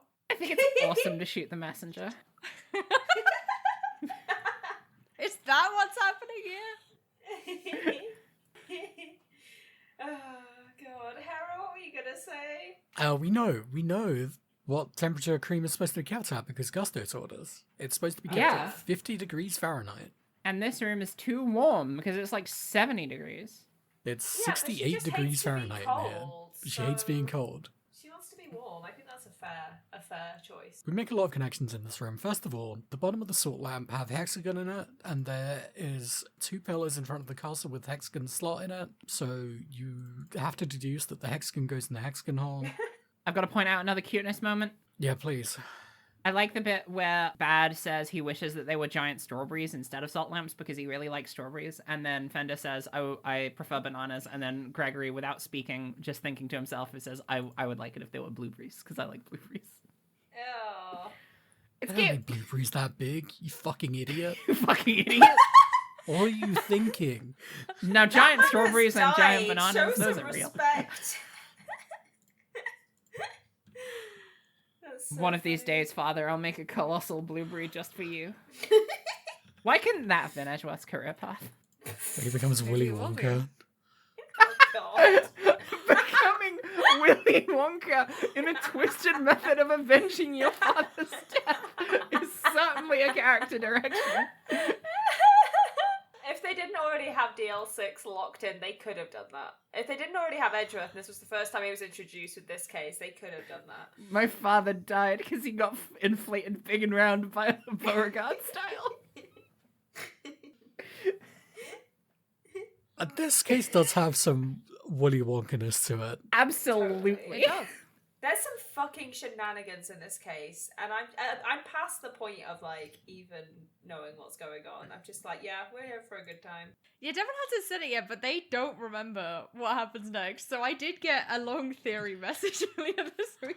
Oh. Yeah. But the thing is like I also do remember bits, so I don't want to openly say what I think's going on because Yeah. I know some of it and not others. Theory message from my eyes only. Yeah. However, next case, I'm going in blind pretty much, so Oh, fun. Wow. not totally, but much more so. We point out to Delicia that the castle isn't completed because the salt lamps aren't put in place, and she performs this elaborate setup with the fabric and the lamps, and gets the castle dressed up all pretty. The lamps turn on. The cloth. That's not allowed. is- That's not allowed. You can't do that. I don't like it. You can't do that. That's against the rules. And she has broken the rules. But it looked really pretty because the cloth is special luminous cloth that has luminous fibers in it, so that when you run lights through them, it makes them glow all pretty and fairy-like. And the first thing that Gregory thinks when he sees this is, I wish my son were here to see this. It's so sad. He loves his son. Wait, I'm there's a fine. point in this case that I didn't write down. I didn't grab a screenshot of where Gregory's talking about like how much of a loser Edgeworth is. Yeah. And Yeah, he's I like, don't "My son remember what has it no happened. I'm pretty sure it's friends." in this room, yeah. He's like, my son has no friends. He doesn't watch TV. He just plays. Is this the flute thing he says? I don't know. And he's like, I wish my son was more like you, Eddie Fender. And I'm like, you can't fucking say that. That's so mean. My son's so fucking I boring. wish my son was 18 years old. I wish my son was less like me, because I too am the most, like, beige man on earth. That is the most mean I'll be about Gregory Edgeworth. There's something else going on with these decorations, because now that the salt lamps are on the pillars, you can see something on them, something that shouldn't be there, something you don't want on your food. How did they not notice that before they put the salt lamp onto the guy? It's so funny to me. They put it on, I think and they've then been hanging they looked at it and around they were like, Carmelo Gusto a bit too much, maybe. True. Yeah, it's a cop that it's one of the forensics guys that puts this all out. Oh yeah, you're right. The forensics guy doesn't see the massive blood splatter on the lamp, okay? Maybe he thinks it's a funny chemical or something. Maybe he thinks it's food dye. Oh, That's maybe. True, that's true. Emphasis on dye. I did put a note earlier when we get the picture of the body with, like, the blood, where I'm like, this is Ace Attorney. There is a chance that that's just red icing and it's not actually Literally. blood. I don't think Fuck. it is, but it could be. You just said something that made me reevaluate everything I've been thinking in this case so far. Fuck. That's so funny. That's Shit. so funny. Okay. We'll get to We will get to it. Pull through returns. Stronger than ever. You know, it's something that's running concurrent to Pool Theory. So, there's something else going on with the stuff in here, and is that one of the curtains is missing, and also Wow. the lighting machine that goes with it. Wow, what are they doing with that? And we realize that the fabric looks a lot like the fabric that was with the body. There was fabric with the body, by the way. Yeah, it was covered up. He had a nice blanket on to keep him warm while he was dead. Aww. Because it was chilly in the room. We make a lot of connections in here. We did the hexagon one. We did lamp murder weapon. The cream is running because the temperature's too high. Everything in here is made out of plastic. It's all against the rules. It's just plastic with cream on it. It's so funny. And the connection we make is that she doesn't know what the fuck is going on. How this ended up happening is beyond me. Like, how she managed to get this far in this process and didn't get caught out is nuts. It's so funny. It's because nuts. there's only, 2 confectioners in the entire world, and then there's her. Or 3. I don't know what the numbers is. It's like there are different schools of confectionery, and there can only be one master of every school. Yeah. And she just invented a new one. You confront her about this, and she says, well, I wasn't able to finish in here because I went to afternoon tea, which happens every time. They mention that it happens. I think Eddie asks, what's that? And Gregory says, like, oh, that's a specific thing that British people do. Nobody else has afternoon tea. And she says that the people that turned up for afternoon tea were her, Judy, and Samson, Gusto, and Frost were the ones who didn't show. Yeah, that's right. That's the one thing I made a note about. And then Samson left early to go judge, I think, something along those lines. And then Delicia left to go and take a bite out of everything in Samson's room because she wanted to know what the secret stuff was. This is where I drew a very silly conclusion. So she says she took a bite out of everything in that room. You know what was missing in that room? A chunk of the chest was missing where that guy bled all over all of it. My assumption being that Delicia Scone took a chunk out of the chest that was covered in blood and ate it. But now Devin's got me thinking maybe it wasn't blood, maybe it was delicious red frosting, so it was perfectly edible, and she did actually do that shit because you could gobble up all of the evidence. She opened the chest and was like, okay, let me just get around there's this. a body in here. Yeah, get this fucking idiot out of the way.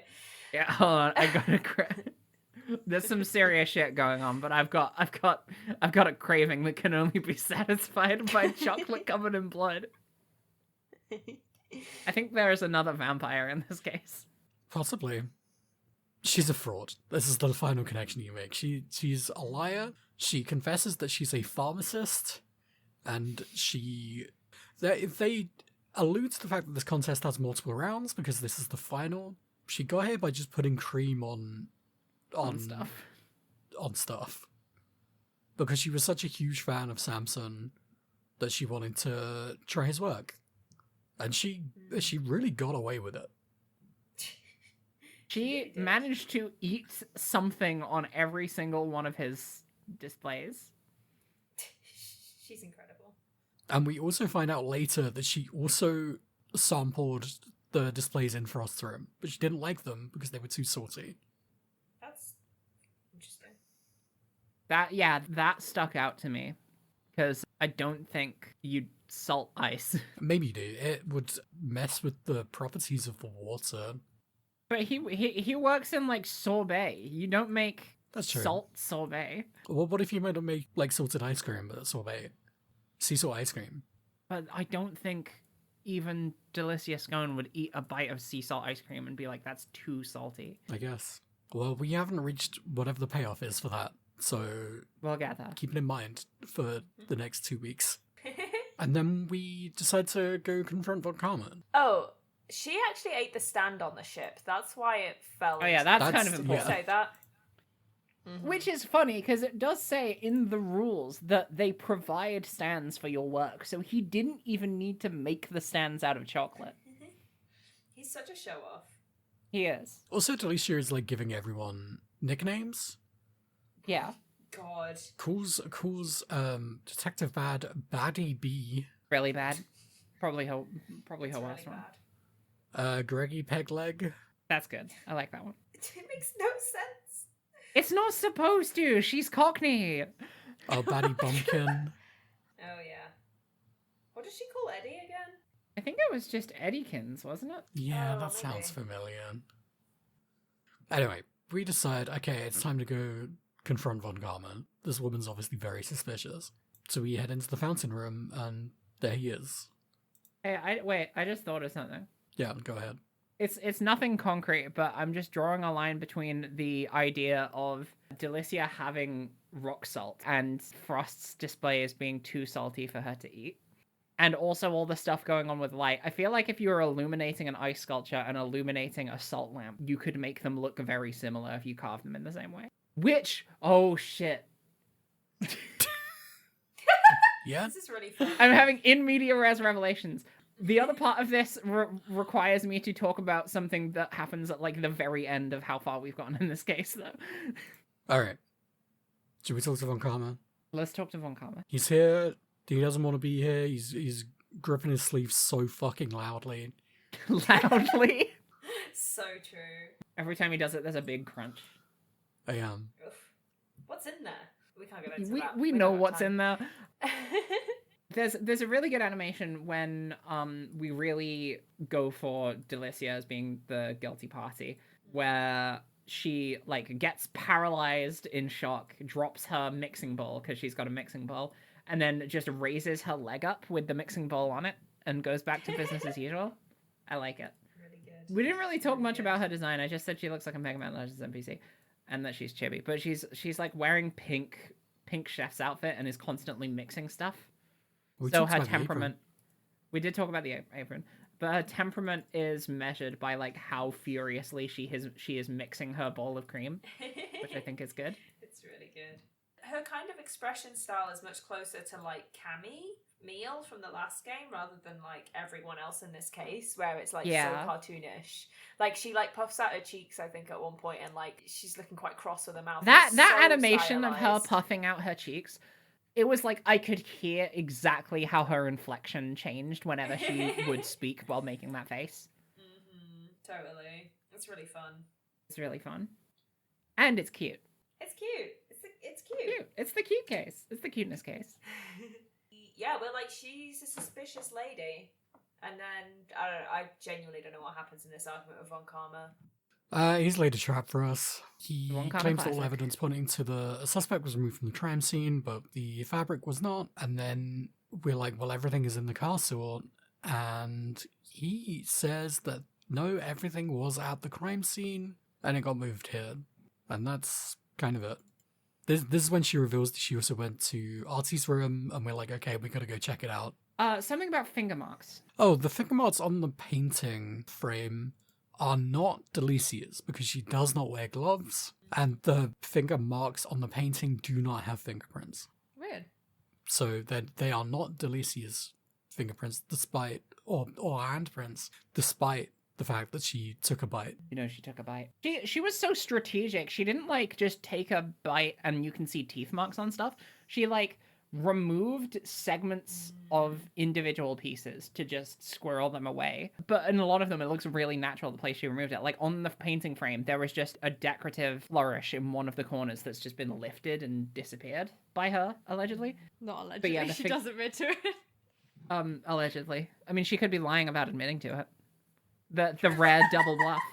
But yeah, the finger smudges on the frame are like the only thing that indicate the desperation of the human hand. There's like a Beautiful. candelabra and like one of the flames has been taken, and there's like a ship's wheel and one of the like, what do you call the Spokes? bits that stick out? Spokes? No, the bits that stick out at the very end. I don't know what like they're called. novels. I would One just of call those them is missing. spokes. Yeah. So she went to Artie's room, so we go to check out Artie's room, see what the fuck is going on, and it's all melted. Melded. What? It's all gone. All of the No! art's gone. My Zodiac stuff. And that's when everything fell apart for Gregory Edgeworth, and then he died. Yeah, Fender mentions that it takes like a year for the trial to actually like complete. Unheard Because of. This was before the 3-day trial thing. Yeah. So that's fucking nuts. I spent this whole time being really, really sad. Like, Gregory's gonna die in 3 days. And I'm like, oh, he's got a whole other year. He's gonna, yeah. It's gonna be a really frustrating year, I bet. I bet it's gonna be shit. I went to see my wife to see how she was doing, and she said, "How is podcast? Did you make any friends?" Did you? I don't know how to answer that. This is just work. It's just no, it's not work. I do this because I love it. Yay! Just as well, because I'm not paying you. It's time I to do this because monetize. I love it. God. I can't wait until we start taking ads and I get to do ad reads. I will not be doing that. Aw. We're not doing that. Devin and Ro can do it. Somehow. How does that work? Me and Devin create a separate podcast where it's just me and Devin reading adverts. I'm I hate surprised that. there isn't like, I mean, I guess that's just what influencers do, right? Yeah, pretty much. Yeah. God, that's so true. But I feel like, you know, Mr. Beast or whatever could just do a video that's just like, I love sports betting. Actually, they do that as well, don't they? They sure do. I love Never gambling. We will not be doing any of that, so it's fine. But if we don't tell people about Squarespace, who will? Before we head back to the case, I want to take a second to talk about one of my favorite cases, the case of Ladbrokes. No, I wasn't talking about ads for monetization. I was talking about going out with a dish. What are you talking about? What are you talking about? Like going door to door and being like, hey, What do you mean with a what do you mean? like a donations dish, like a church. Like podcast mendicancy? Yeah. Can you do that online? Yeah, it's like Kofi, right? Pretty much, That's yeah. right. Just really tickled by the idea of being like on your podcast. I'm gonna be in this area, going from door to door, asking for money. We will not be doing that. It'll be a different area each time. That doesn't... Could you fucking imagine someone knocking on your door and being like, "Hi, I need charitable donations to fund my podcast." I'm doing investor funding. I've got a great opportunity for you. It's hell. We live in hell. We don't live in hell because we make a podcast with our friends that's fun that we don't do that for. I don't know whether anyone's That wasn't remembered real. this. That That wasn't wasn't real. real. That was so beautiful. I'm so glad I'm not in hell, and I'm having a lovely time with my friends. I love the cuteness episode. Oh, cutest episode. You know who's here and who's cute? Me. Well, yeah. yes. Did you have someone And- else in mind? Well, if I say yes, I sound like a villain now, don't I? Well, I'm looking at Ro's notes, and there's a half page of screaming on them. So... Okay. I'm the biggest hypocrite in the world, apparently. Sometimes it's good, okay? Sometimes it's good. Fuck, Sometimes fuck it's that shit. Fuck. Well, Okay. wait, before the screaming. Present day, we're in the Zodiac Gallery, and we are here to see the Winter Room, which has what is supposedly the exact same, well, maybe the exact same, but certainly replicas, or something that looks like what these sculptures were on the day that they all melted 18 years ago. And we're here to see those. The resurrection of Artie Frost. And in this room are the 5th and 6th cutest characters in this episode. No. Well, now wait, I know what's happening. Judy's here. I know we can forget, but Judy's here. I don't give a Her shit. hair is so much longer. We And didn't her mention what cups are Judy warm. looks like because she looks kind of plain. Yeah. She was 16, by the way. I didn't know this, Wild. but I know this because I looked at her age and she's 34 now. Every time you meet a female character who isn't literally a 36. baby or has age lines, they are 16 years old. Yeah. She has longer hair. She's wearing flowers in her hair now. And she's opened this place up as an art gallery. Been like an actress and a singer and like a national Oh, yeah, sweetheart this whole time as well. Yeah, And she's very Edgeworth famous. doesn't know who she is because he live under a rock and only watches one Well, she's TV not show. in books. She's not in She's books. not in and chess. She's not in books. She's not in chess, and she's never been in the Steel Samurai. So And Right. she's not a fucking lawyer point, with spiky basically? hair. And she's not a lawyer with spiky hair. What's the point? Literally, why would he care? We haven't talked about the layout of this place. We get a map like pretty soon after this, actually. But there is a big sort of semicircle room, which is the Zodiac Hall main room. It's got a fountain in the middle, and it has 4 doors leading off of it and an elevator leading off the top. Each of the 4 rooms was one of the contestants' rooms. Now each of them is based on a season, which we later learn is the season in which you're most likely to see certain constellations in the sky. Except it's not split 3-3-3-3, which pissed me off so bad. This is such an elaborate theming for a culinary competition.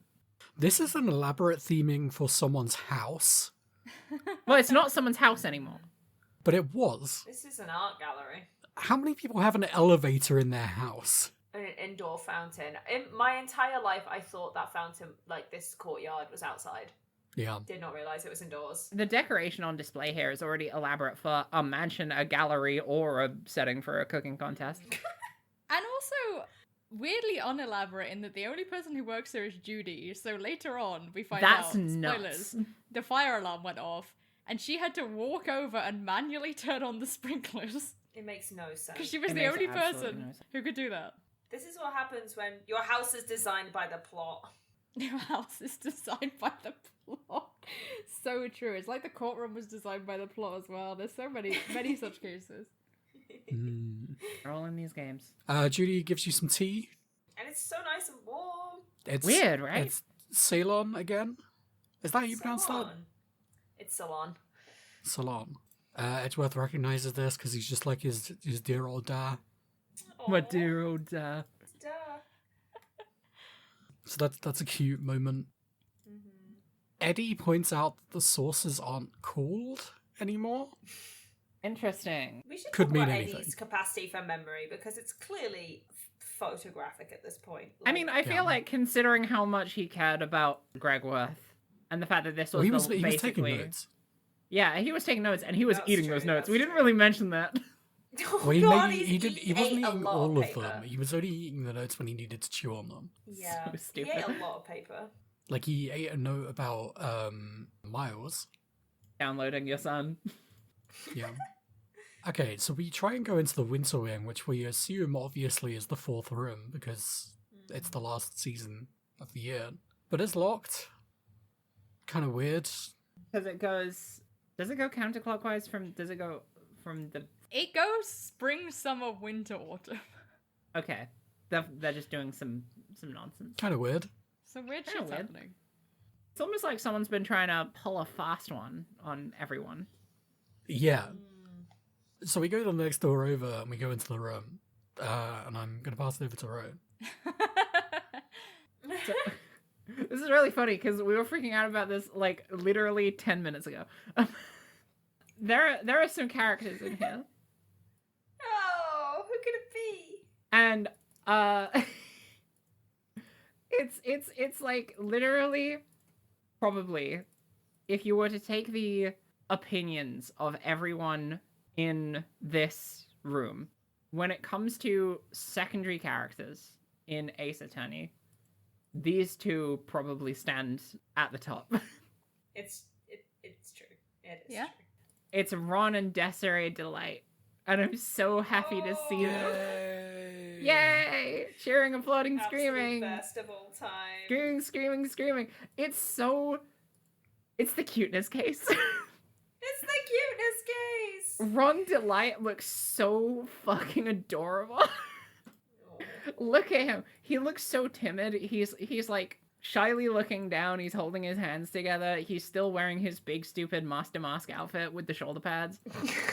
I can't believe he's And- still wearing it. It's adorable. And Why are you still on that shit? of course he's still on that Still on shit. They can't arrest him for that. Could you imagine like pulling some shit that gets you a hot wife and then never not being on that shit? Oh, the Venn diagram of Rhonda Light and our other favourite character, fucking... What's his name? Winston Payne. Thank you so much. That's why he loves being a prosecutor. You say a character who has a hot wife, I know who you mean immediately.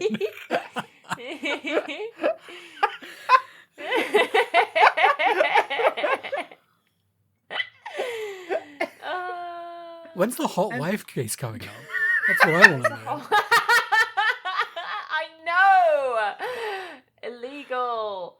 Anyway, So the bad. two Where of them are they? like Desiree's got her armor on Ron, and they're looking at the displays, and they're literally just muttering to each other, cute style, about how they're gonna plan to rob and steal everything from this gallery. It's great. Beautiful. And it's Absolutely like, beautiful. the thing about this is there are so many circumstances where I'd have thought this would be too tongue-in-cheek, because the idea of there being characters that are not involved in this case even a little bit, literally talking about how to do a robbery, and then not involved at all, I would be like, come on, guys, that just seems kind of stupid. But the fact that it's Ron and Des, I just don't care. I'm just so happy to see them. There's also That's so perfect. a That's weird so child perfect. here. There's a weird child with demon horns, and that child I haven't seen is... this child before. Well, it's my immediate assumption is that it's Judy's son. Judy's son? Yeah, because she's like what 20 something now. 36. 36. Interesting. Yeah, I was going through my weird child records. I think we only spoke to like 2 in the past. There was the one from the movie studio. This isn't a past child. You think Cody that's Cody Hackins. Hackins? There's like one other child, right? Pearl? Yeah, no. Paul. We I don't think there is. Oh. Not many childs. Not many childs. No, I know, I don't Pearls. recognize this one. yeah, this one's new, and he's got cool little devil horns. Yeah. Aro pointed out that he's on the box art.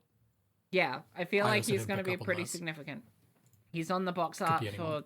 for the game, right in between Fender and Gumshoe. I Interesting. think with that, aside from the scary animal in the top left, we now have seen every character on this box art. They just put Oh, the the scary demon? animal on there for fun. They might have done. It's That's it's the so demon that fucked. follows Edgeworth around. It's so fucked that Emma Skye is on this box art, and I don't think we're ever gonna see her again. I hope so much that we see her again. Is this guy drinking milk? I think it's a strawberry milk. Oh, famous delicious. strawberry milk. Okay.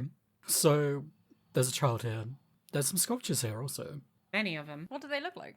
But one is apparently Gemini. They don't look very twinful, if I'm being honest. But I haven't really had a good look at Gemini. They're a little twinless. There's a man and a woman together, and the woman is like in a shroud. I mean, twins can look like anything. Twins can look like anything, that's true. It is true. There's also a bull, which is Taurus. And then there's 2 on the sides. One is looking at a smaller area inside Taurus, is that right? Yeah, the Pleiades. I don't know stars too good. What's the one that Ron and Desiree are looking at? It's Castor and Pollux, which are 2 of the stars in Gemini. Which, I see. hey Judy, you wouldn't have to do this. I guess it wasn't Judy who made the sculptures. It's But weird she to arranged have them. a zoom in on these 2 when you should have 3 per room. Yeah. Well, there's 4 in the next room? Yeah. Yeah. Great. What do we even do in here? We try and check the temperature, but it's locked. Yeah. Is that Can't it? mess with that. Take a little picture. Oh, we take a picture. Oh, this gives me so much life. Yeah, I drew this Eddie at one point is when I being was, very like 10 years sentimental. ago. Yeah. Oh, he's snapping pictures left, right, and center, and then he's like, "Come on, Miles, bud, come on in." And it's the cutest picture of all time. Edgeworth looks so concerned. Edgeworth says never do this ever again. He looks rough. This Aw. picture mirrors another picture that we've seen at the very beginning of the case. Oh. Right here. Oh, another cute picture. Oh my god. Oh man. Gregory also looks so concerned. I mean, I think that's just Gregory's normal face is the thing. Oh. And he's throwing up the V in both pictures. Someone is holding the camera in the first one, but he is holding the camera himself. They're doing a selfie. They're ahead of the times. I only Well, just it's- realised. It's is Eddie wearing... 2019 now. It's 2019, but this game was made in... Oh my god, Devin, you're right. Eddie is 2010. wearing Gregory's hat. Yeah. Never realised that. Or Oh. maybe I did, but I just saw it, so... I also never realized that, which is fucked up because we talked about his hat last episode. And I just talked about his coat.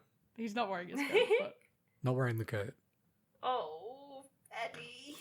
I want to say also, we didn't mention earlier that Gregory Edgeworth is wearing a tie that is the exact color of Edgeworth's jacket. Mm. Oh, I did not realise that. That's really cool. I only The realized it this time parallels. round. God, look at him. He's so fucked up. He takes another photo and gives it to Edgeworth as like a keepsake. Ugh. I think I said this in the first case of this game, but I really like the art style a lot. There's something about like the It's softness really of good. like the shadows, and like it's very like graphic, like this nice thick line art, but it's still quite soft and almost painterly at points. It's Yeah. like the art has improved massively.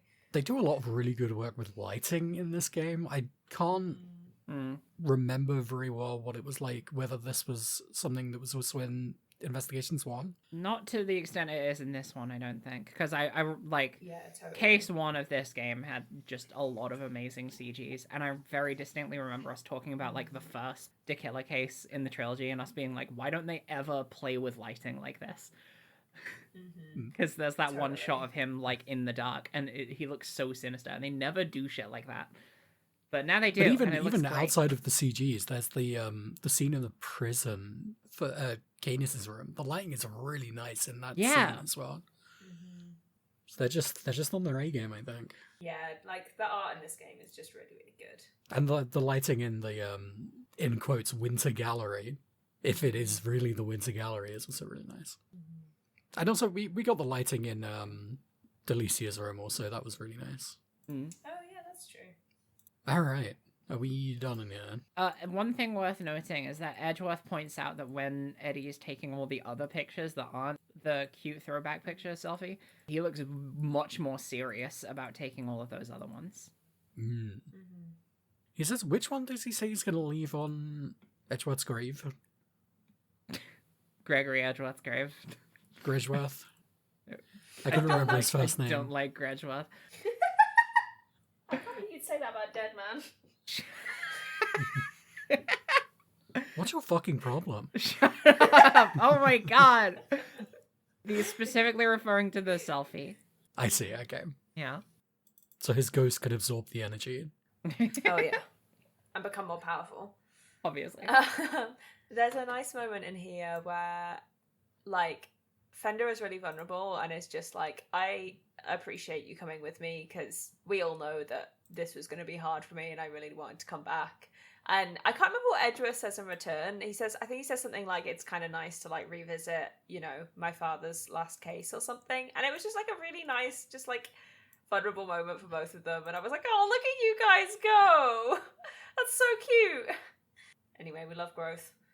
Love growth. Yeah, he says he might not have been up to it on his own.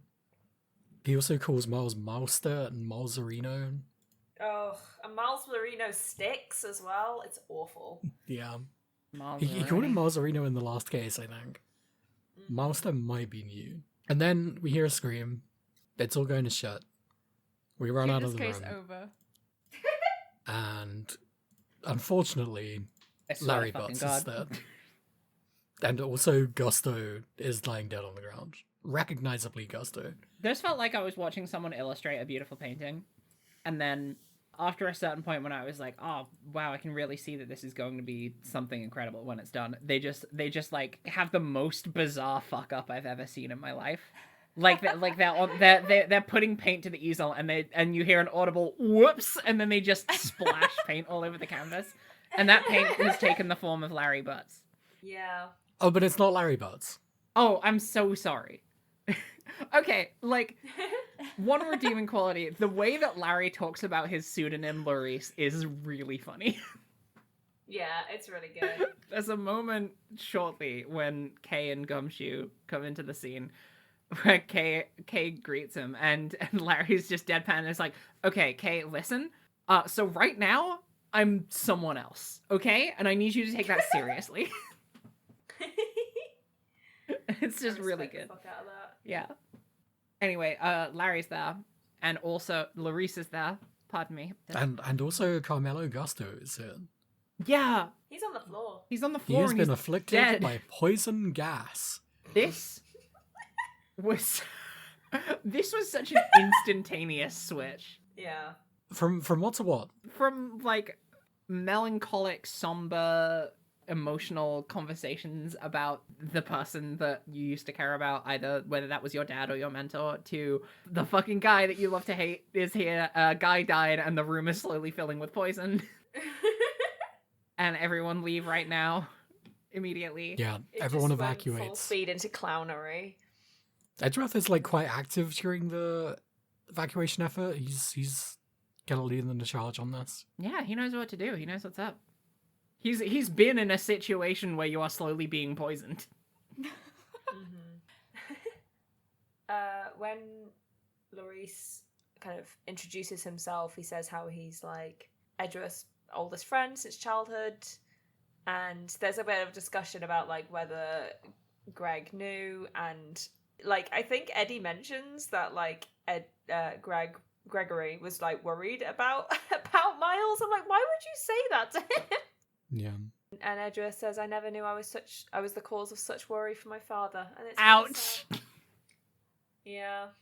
There are Well, so he many lines was that 8. get dropped that just hurt like that. He was baby. How can He you was know? Baby. Babies are Yeah, always little worries. bow tie on. Got a shitty little bow tie. He dressed like a little wizard. I'd be worried if my kid went to school dressed like that. Oh no! He's gonna get bullied.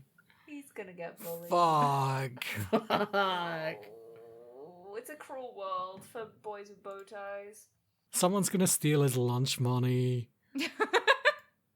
That's gonna be his only friend. Yeah. Fuck. And he's gonna know, but he's gonna stay friends with him anyway because he doesn't have anyone else. Bad. So awful. Actually, now is when we meet Judy. Please press hold on your angry emails and messages that you're gonna send me. You drink the tea. It's still the same awful tea set, by the way. That's a Paul Halik original. Sorry, it's a Paul Hillick original. It's very expensive, I bet. But yeah, this is actually a subtle reminder of Paul Theory. Just to keep it fresh in the mind. Have there been any Paul Theory developments as we've been having these discussions, Hera? Absolutely not. I'm resolute in Paul Theory. Yeah, Paul I Theory forgot is to solid. check that Paul Halik was called Pierre Hoquet in the original, in their fan translation, which we keep calling Oh. the original. Which- It was the original. I mean, I guess it had to be PH because of the seal. Yeah. Apparently it sounds a lot like parrot in French. Oh my god, he's Huh. a parrot. Here's a parrot. God, it's Another Polly. one. It was Polly all Polly along. Halik? Polly Halik. Broke out of A new jail. kind of Paul Theory just dropped. Poly Theory. Polly. Well, maybe they had to get rid of all the animals when the warden got arrested, and now she's out. Oh, she's free. He's back. The idea of the warden being a recurring villain is really funny. I'm not talking about the warden. What are I'm you talking about doing? Polly. Oh, okay. The idea of Polly being a recurring villain is genius. Yeah. Mm. Then Gumshoe and Kay arrived. Yay! Everyone come back in after it's safe to come in from poison. They have tea. Gumshoe. Well, Gumshoe is it Kay. safe yet? Well, like the lobby is safe. The room itself is not. Yeah. So Gumshoe. Thankfully, Gumshoe has a gas Gumshoe mask. conveniently bought Gumshoe's secret tool number 5, a gas mask. Why's he got that? Why does he have that? He should just go in and Isn't give all it the a shot. poison gas attacked? No. Presumably he has some kind of like poison detector, Yeah. because he Or like he could goes just into the see it. room to measure how safe it is, unless he's like slowly like taking the mask off and be like, Yeah, genuinely, Hera, I think that's what he would be doing. Yeah, because Edgeworth was like, I recognize this smell. It's a poison gas cloud. So presumably you can smell it.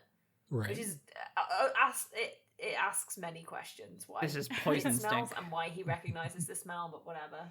This smells like a lack of oxygen. Yeah. While we are waiting for Gumshoe to finish inspecting the room, we talk to Larry/Larice. What's our consensus on this? Are we just gonna go with Larry? Laris. I have no strong feelings. I'll go with the crowd. The crowd seems unsure. The crowd has no strong feelings, I think. Okay. Really Oh, we talked to conflicting. We're all really conflicted because we don't give a shit about this man. Yeah. Larry is clearly hiding something, as always, poorly. So instead of going through a series of bad testimonies, we engage Larry in a game of mind chess. So psychologically beat down our best friend. This is pretty funny. This whole scenario is pretty funny. The setup is that It's really funny. we are basically just trying to get Larry to spill the beans impromptu. And Edgeworth is just like, okay, Larry's whole thing is that if he's fuming mad, if he's got a really rough temper, just let him keep steaming until he Let him slips up. wear himself out like Let a him wear himself toddler. out. So, literally... So you bide your time like 5 or 6 times in a row. Bides my time, bides my time, bides my time, bides my time. You literally just ask one question and then wait for him to unravel. Yeah, and he tells you everything in that time. He's come to the gallery because he has a new girlfriend called Lulu. Yeah, Irrelevant. that's right. I think it was your notes, Hera, where I read you say Lulu like 2 days after I finished the case, and I was like, who the fuck is that? I have a feeling that I simply didn't write her name down, so it may Someone not have did. been me. I can't remember who it was. I Wasn't me. did. It was Devon. I did because Fender kept being like, "Oh, Lulu, I'd like to hang out with you both," and I was like, "Is he trying to wangle a threesome? Is that what's happening?" That's This is right. awful. I What should have is your known it was angle? you, Devon. There's so much as to Little- how little you view Fender accusatory. that you would consider that to be his angle. Very You funny. never know. He does have that kind of like, it's kind of like a bohemian like affect, you know, Yeah. on top of the youth counselor stuff. Yeah, and he wants to give everyone a hug. Also, is that a euphemism? What is going on? Yeah. How creepy is this guy? He tries to hug Kay, she's like, fuck off. Really like that. Yeah, hell yeah, go off. Kay. She's literally just like, ew, no. And so Lulu's star sign is Gemini, so he wants to come and sketch the Gemini sculpture for her so that when they come to the gallery on a later date, he can present her with it as a gift. And No, it's Larry not. Don't apparently say had that. all this information without ever picking up a pamphlet at the entrance of the reception and also not paying to get into the gallery. And the Yeah. reason he was able to do all of that is because the gallery only has one member of staff, which is Judy, who was not at the reception when Larry came in, Right. which is nuts. Because the poison alarm was going off. No, it wasn't going off when Larry came in because Larry would have come in and gone to the room and then seen Gusto collapse, and then the poison alarm would have gone off, and then she would have had to go to raise the sprinkler. No, it went. Oh, it's a smoke detector. It's not a poison alarm. It's the poison alarm. So she was It's the in poison there. alarm. She turned on the sprinklers. He'd already been got. But He'd already been gone. what happened was Larry went over, tried the door. It was locked, and then the door opened because they're locked from. You can unlock them from the inside, and Gusto fell out, having already been poisoned. The poison was mostly contained to that room. Some probably slipped out when the door opened, but not much. Could have had more. He's extremely, extremely easy to beat at mind chess. And mostly by Edgeworth just saying absolutely fuck all. Yeah. Get a call from Gumshoe, and he says it's okay in here now. You can come in. Guys, it's okay. It smells normal. So we go to the autumn wing, Mm, and it looks exactly the same as the winter wing. What the hell? the hell? Wow, Wow. that's not right. But there's tarps. It's secret things. It's more like a fabric, actually, And they're blue. and they're blue. Blue. And also there's a salt lamp at the back of the room we didn't mention before. Also, all of the cases are illuminated using the light emitters from 18 years ago. This is some very Technology really is reliable not light advanced. emitters. Yeah.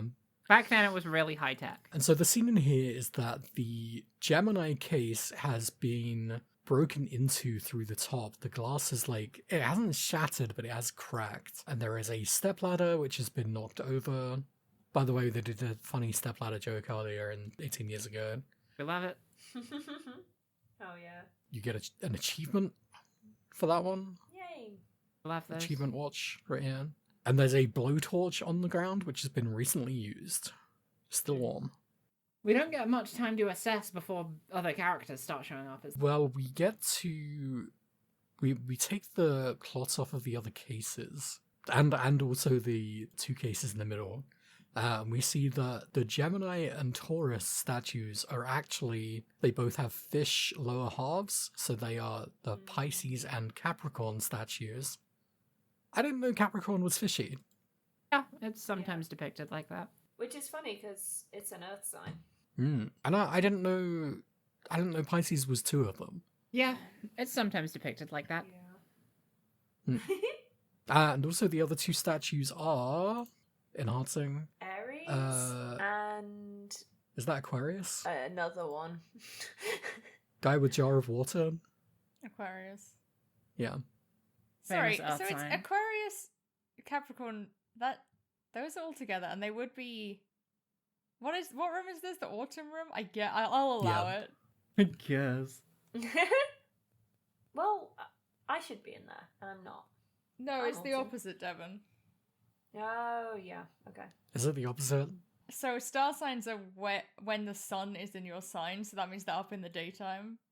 Oh. Oh, So the Gemini- that's what that means. Gemini is midsummer, right? But you can see it in the winter. I have a question. Go and look for Gemini right now, That's IMO. That's my recommendation for this week. Alright, That's I'll be really back fun. in like 5 minutes. Yeah. It's raining Cool. here, I can't see it. Yeah, there's gonna be clouds. There's too much light pollution here. So, what if you live in the southern hemisphere? If you live in the southern hemisphere, no hope for you at all. Well, It's the constellations are fucked. different. You see different stars. It's scary. I don't like it. What are the... Hi. Welcome Hi. to Sidetrack Breakdown. Hi, I have a postgraduate degree in this. What do the constellations look like in the southern hemisphere? Well, the stars that are very northerly to us, you can't see at all. So most of the constellations would have their bottom halves cut off, which is why they have different constellations down there. Different famous constellations. But they haven't penetrated the zeitgeist because of cultural imperialism. Hmm. They have the Southern Cross, which is on many flags. You've seen it. Oh, cool. They have one called Poppis. Office. Cute. Like that. They have one called Centaurus. Oh, They've it's got like cool names. a Hans. They're really good names. Or at least part haunts. They have one called the Teapot. Oh! Yay. Oh, they That's how it have is. something called the Summer Triangle, which I assume is the Winter Triangle, but it's summer. That's That's really, fun. really cute. This is the cuteness episode. Sidetrack Breakdown is over. I declare it. Welcome back. Welcome back. We looked at stars. Yay. Space is cool. What the fuck were we talking about? We're talking about the 4 different statues in this room. We realised that 2 of them have fish bottoms. And other people know things. I wrote that down. Other people have thoughts. Larry told us that the statue in this room was crying tears of blood.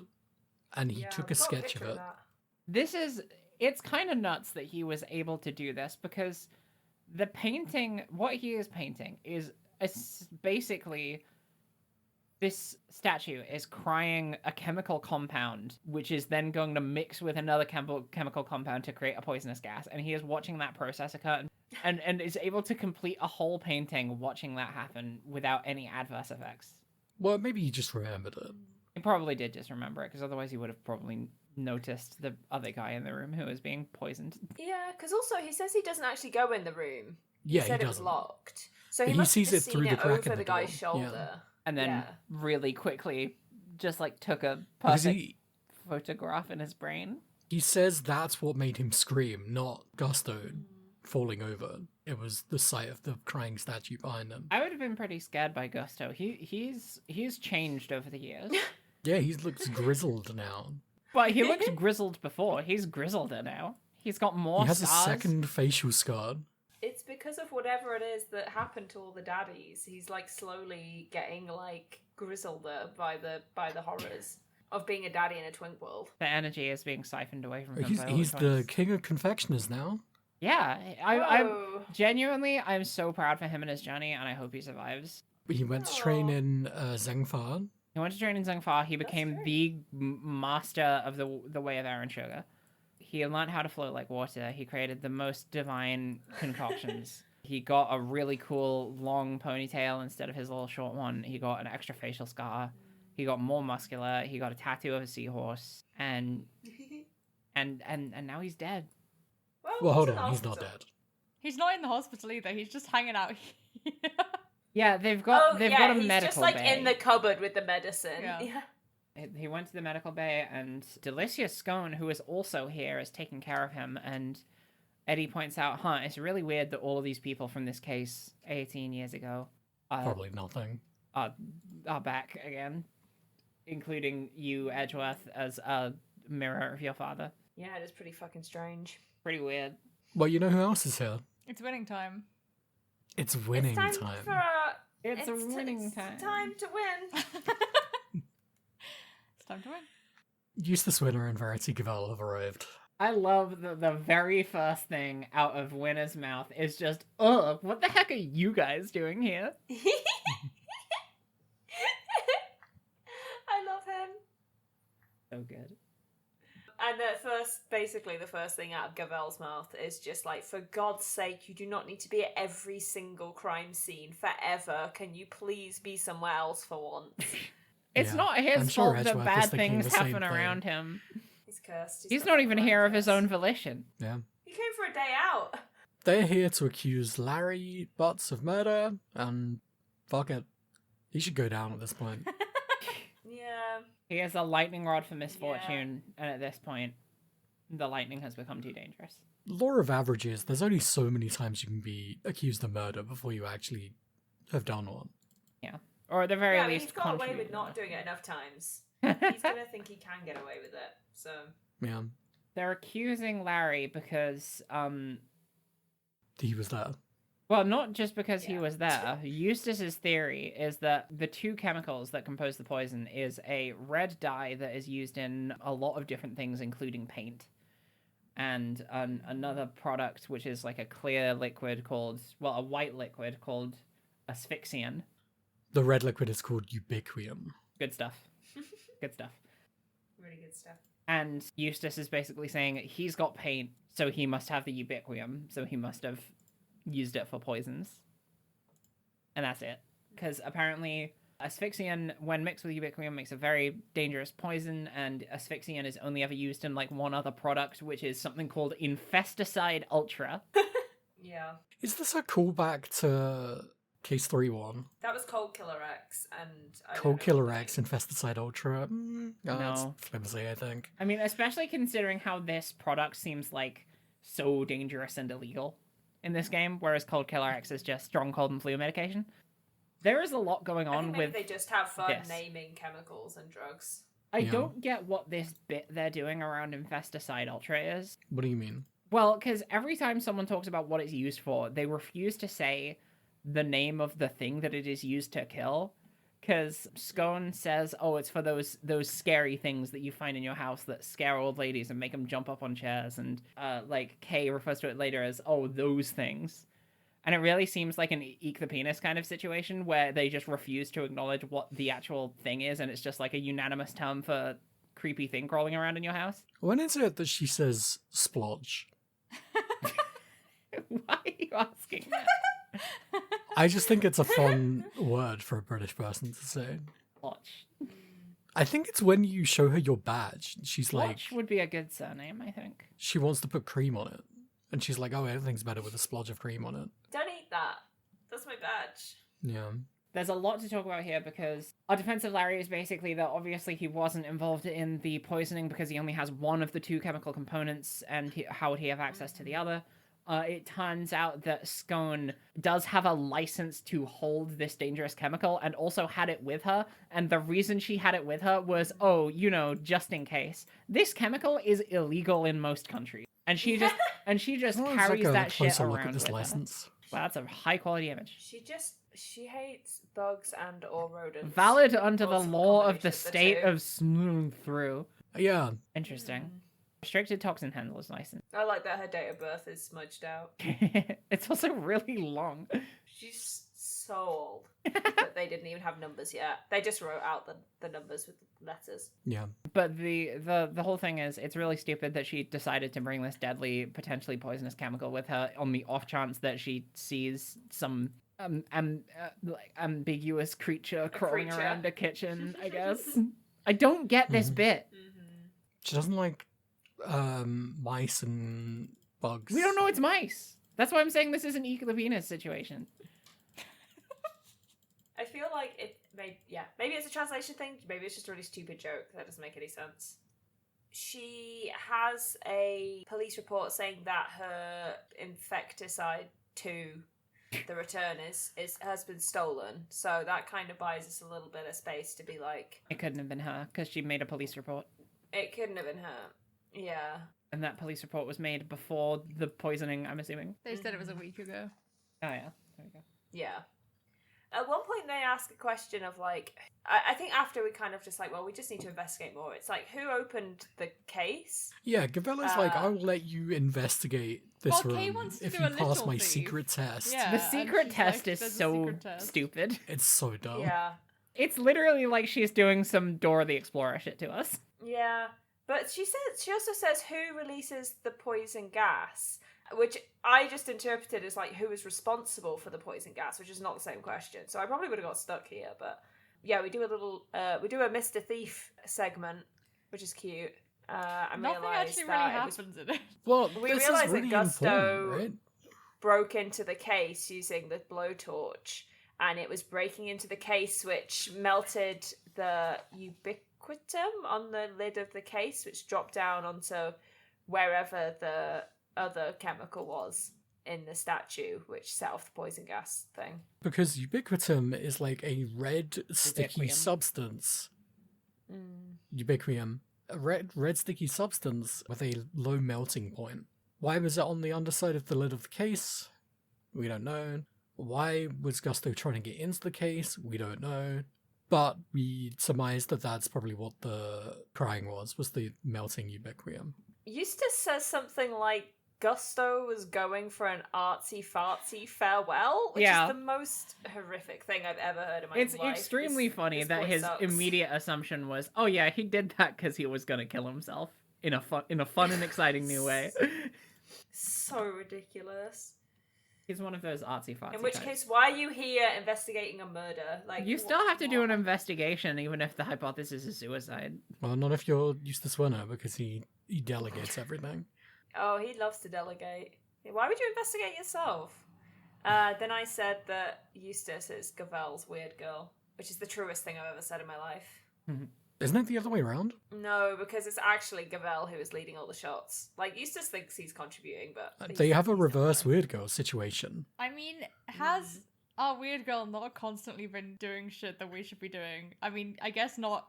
Kay and Edgeworth don't really have that relationship, but Maya, The weird Maya girl is the was one that really keeps you on the saving straight us. and narrow. Yeah.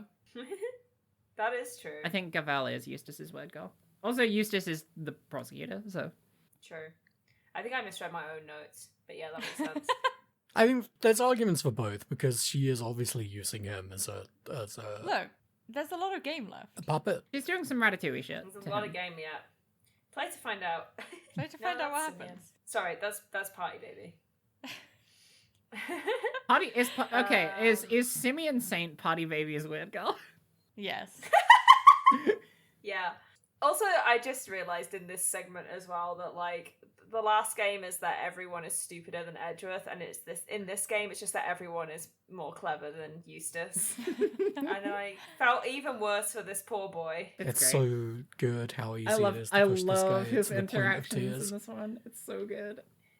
I love there's like so many non sequiturs that are just really funny to me in this. Like when Gumshoe is talking about investigating the scene, and he's like, the Pisces case was kept at 26 degrees. Dang near got my hand stuck to it, and Eustace is just like, we're lucky you escaped alive. And I 100% believe he said that with complete sincerity. 100%. Also, it's worth noting that Delicia Scone calls him Winnie Pooh, like the bear. Like the Like the bear. bear. Aww.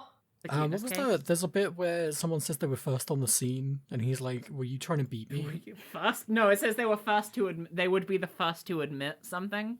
Ah, He says first to admit. Are you trying to beat me to it? That's I'm the so winner. funny. Me, I'm the winner. He's the winner. Am I winning? Every time Gavel wants him to do something, she just goes, "That's a winning move," or says something like that, and he's like, "Winning?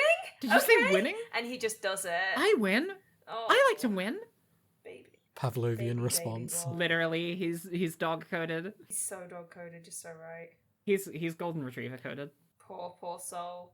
So then we say, okay, well, it's... Wait, can I do one more really good Eustace line? Yeah, of course. It's what he says. Yeah. Kay asked him if he was near the end of the conversation. Kay asked him if he was even listening to anything anyone said, and he says, "At my level, I barely need to listen to a word, and I still understand exactly half of what's going on." Guys who use AI to summarize things.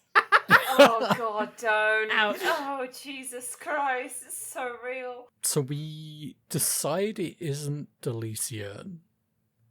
And I don't remember why. It's because it makes more sense it was for it to be stolen from Judy. her. Oh, because it was stolen. Yeah, so we're like, okay, well, who's the last person we have left? It's Judy. Yeah, and then we're like, We go out okay, into the fountain room. let's go say hi to Judy, and then, Uh-oh. well, first Eustace is like, let me get some stuff done. Let me tell some people to go do some stuff.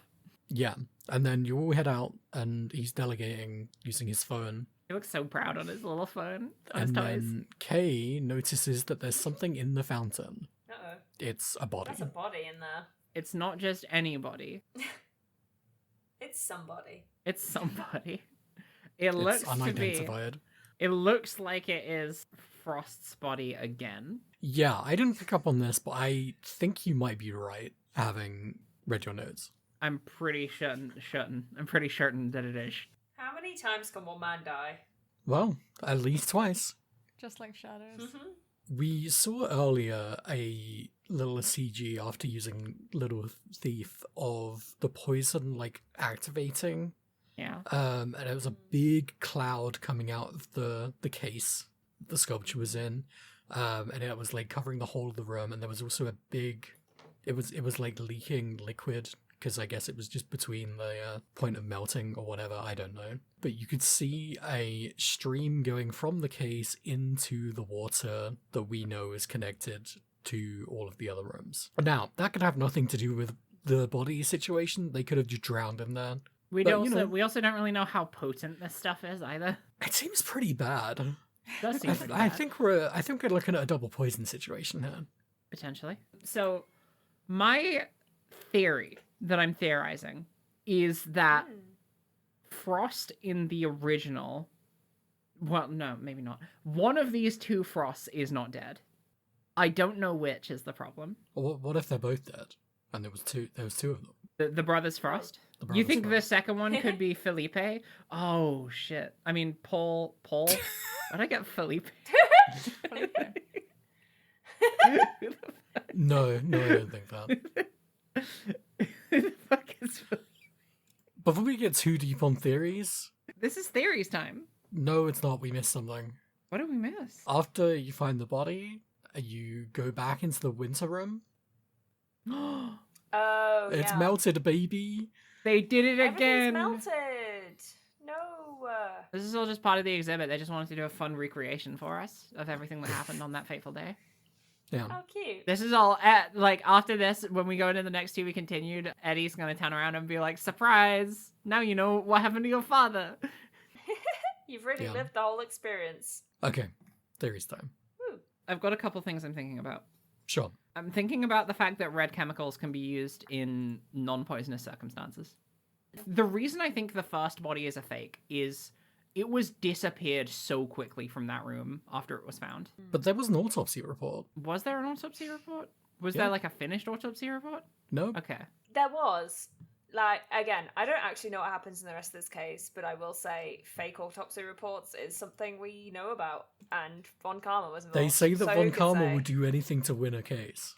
Yeah, that is very okay. Like I was gonna say maybe not that then because I don't know who has a that kind of connection with people, but then I remembered Von Karma is in this case. So yeah, I'm gonna say that is a potential thing. The other thing I'm thinking about is salt lamps. Delicious. There is so much going on with temperatures in this case, and when Delicia said that when she went to Frost's room in the past time and she tried to take a bite of it, but it was too salty, I fully think she was biting into a salt lamp. I think there is something going on with the ice sculptures had to not be made of ice, so if they were going to do some kind of trick with the ice sculptures, something surrounding the ice had to be melted, such as in this scenario where it was with the poison components. Because if you had to warm them up to melt them, it had to be in a way that it wouldn't damage the ice. And even if what's his name used a blowtorch, I'm just thinking about there is so much. I don't really know how to connect these dots, but there is so much going on with temperatures in this case that hasn't led to anything yet, and I think it's going to play a big part in what's going on, because like Tangaroa's room was too cold, Scone's room was too warm, and Ice's room was just right. To be clear, Tangaroa's room was in range of what chocolate should be I kept thought it at. was too cold. I'm pretty sure it was was in range. complaining because it was too cold for them, but it was chocolate okay. temperature. Anyway, like the point is every single room that we've been in has brought up the temperature thing. Yeah. So it's obviously going to play a bigger role in what actually is unfolding through the events of this case. And I think a part of that is because you're supposed to assume that these sculptures are made out of ice when they're not. So someone is able to do some fuckery with melting stuff. You think another person is cheating? Well, if they're trying That's to not plan allowed. a murder, Hera, then yeah. Also, you can eat a salt lamp, so take that. I'm not sold on salt lamp theory because Delicia knows what a salt lamp is. But I have no idea how much Delicia is actually involved in this. It's really hard to say, because I think there is so much suspicious stuff going on with her movement throughout this case that's weird. I mean, she's so comically suspicious that Yeah, that's the thing. it's obviously I think this not is just her. going to end up being another bikini situation. All right. I did mention yesterday that Devon said something that made my brain go into overdrive. And it was literally just Devon pointing out something about Tangaroa's first name being Samson. But I fully think that is just they named him that because he has nice hair. Right. Oh yeah, and he looks strong. And he looks strong, yeah.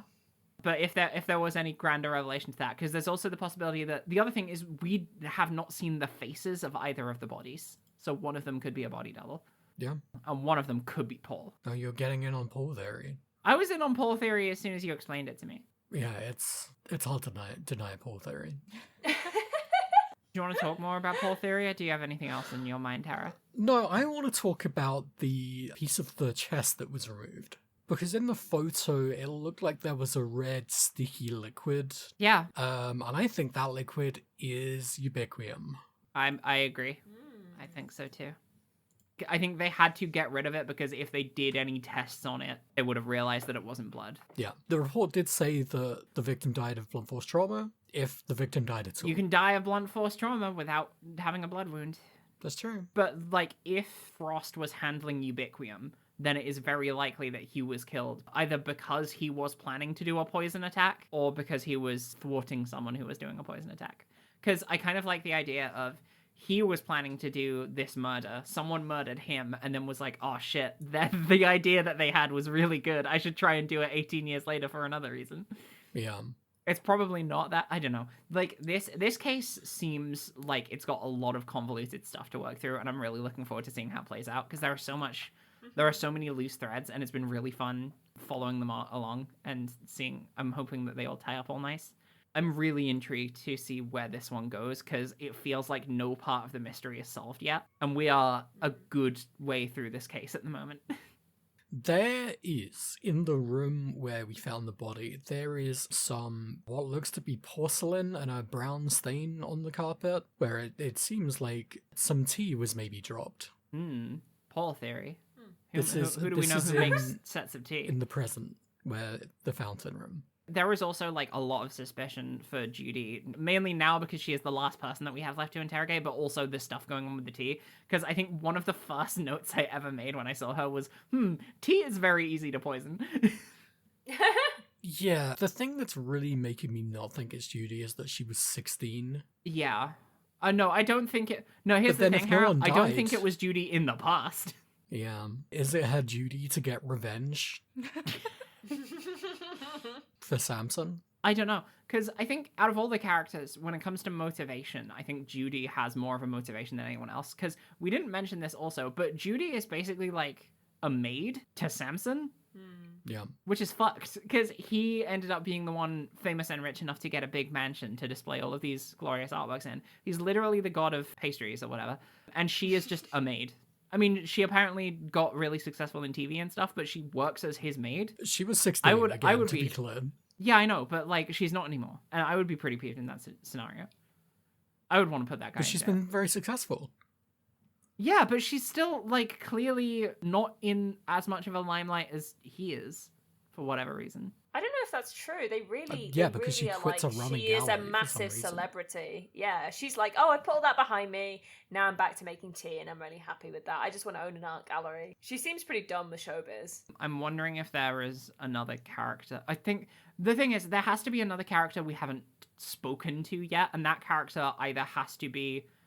There isn't another character in this contest, is there? Nope. Yeah. Then that other character either has to be Paul or Artie, based on whichever one of them is the one that died and whichever one of them is the one that's alive. If one of them died to begin with. If one of them died to begin with. Well, someone must have died, because otherwise it wouldn't be a Ace Attorney case. But what if it's the first one where no one dies? It's entirely possible that 18 years ago no one died. Yeah. Which I think is really, really interesting. I don't know. Yeah, I'm in two minds about it because there's a very strong chance that there is just a character that we haven't met yet. It's possible. I find it unlikely because, like, the whole thing that's going on in the present timeline is that they are recreating the events from 18 years ago and bringing back all of the people involved. And they did say that 18 years ago there were only those 4 participants. But what if there was another person then? There's a secret 5th room. Not a 5th room, but just someone else, I guess. There's a secret 5th season they didn't tell you about, with constellations you never heard of. Oh, fuck. No, I don't know. I think, like, the thing about Paul Theory is that Paul is either a pseudonym or there is just someone that we haven't met yet, and that person is Paul Leak. I am very open to the idea of Paul being a pseudonym because I think it is very suspicious that his insignia has a snowflake on it. Yeah. And it was found at the body of Art Garfunkel. And, you know, glass is kind of like ice, I guess. Yeah, it's true. I mean, actually, like, It's literally, not at all. a guy... No, but, like, a guy whose entire presentation in an Ace Attorney game is that he can create works of art and then sell them would be able to do this. It's just like, oh, it's just salt or it's just ice instead of whatever else. Yeah. It would be easy for someone with such talents to slip into those shoes. So yeah, I think there's some fakery going on with who is who, obviously, because, like, the same guy can't die twice. I think the original one is the 18 years ago crime was a fake, and the current crime is a real. And I think there's going to be there's going to be 2 more big twists, which is whose body is that? And also whatever Gusto is going to say when he regains consciousness. If he regains consciousness. He better regain consciousness. Present day, I'm thinking a lot about why Gusto was trying to get into the case. I personally think that someone... The book was in there. Yeah, exactly. The Ultimate Cookbook is being used as a law. Why he was tricked by this, I don't know. But I guess desperate people do stupid things, even when they're the so-called king of confectionery. They said he was the king of confectionery. How did he earn that title? Did they just have another one of these contests at some point? No, he probably just did lots of confectionery, yeah. And you just earn it through hard work and determination. Because Yeah. I don't think that Tangaroa would have been okay with giving that book away without it being done in the form of a formal contest. I don't know why I'm making that assumption of him, but, like, it is a ritualistic artifact in the culinary world. I also don't know why Delicia seems to be so involved with the reopening of this gallery. Like, her She is stuff involved in everywhere. everything to a weird degree. Like, why was her cloth found on Artie's body? Why was she at the art gallery like a week ago? Why was she at the art gallery today? Yeah, much to think about. Much to think about. And I think that's all I've got. I don't know how much of this case is left, but there's some stuff. I'm missing the secret source, unless it was Paul the whole time, in which case I had it from the fucking start.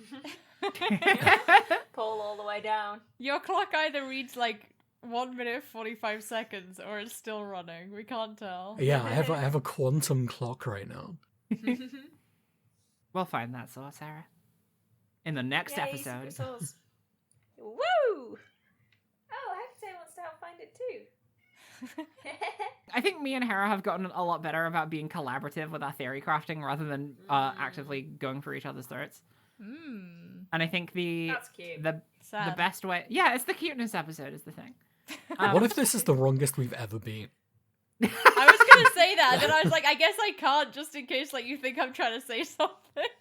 So I'm glad you did, Hera. You have to be absolutely silent right now. The metric that we'll use to judge how correct we were is whatever you say next episode or how many DMs the two of you just sent each other while me and Hera were talking. Well, we can't possibly tell you that, can we? We can't say shit about shit. What if I read a DM that Devon sent me as part of the conversation that we've been having? Do it. That'd be so funny. Is that allowed? I had to stifle my laugh because it would be heard on mic.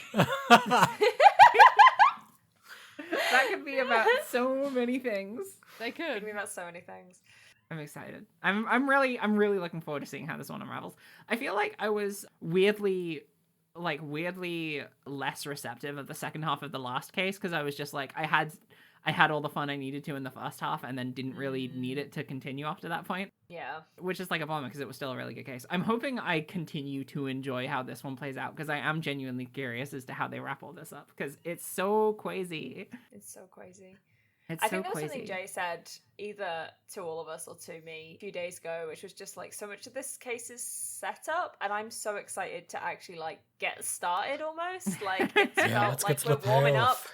Yeah, absolutely. Yeah. All of this so far has been set up, really. Yeah, and I feel like I've kind of been like, yeah, okay, cool, but like not super invested aside from. I the fact love it's the really setup. about- I don't know why I like Yeah. the setup more because it's like I don't know. I like the meeting of things and the seeing all the new environments and stuff.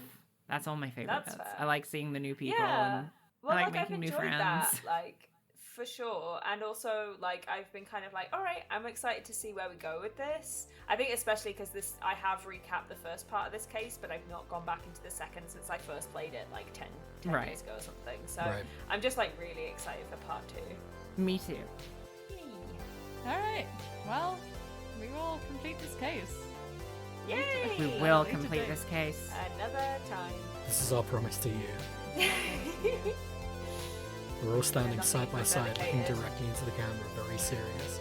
Oh, we're also holding hands because it's cute. Yeah, it's the cuteness episode. It's cuteness serious. Hi, my name is Cuteness Serious. Oh, that's really good. All right, Alright. drive safe. Bye bye, Thylacine.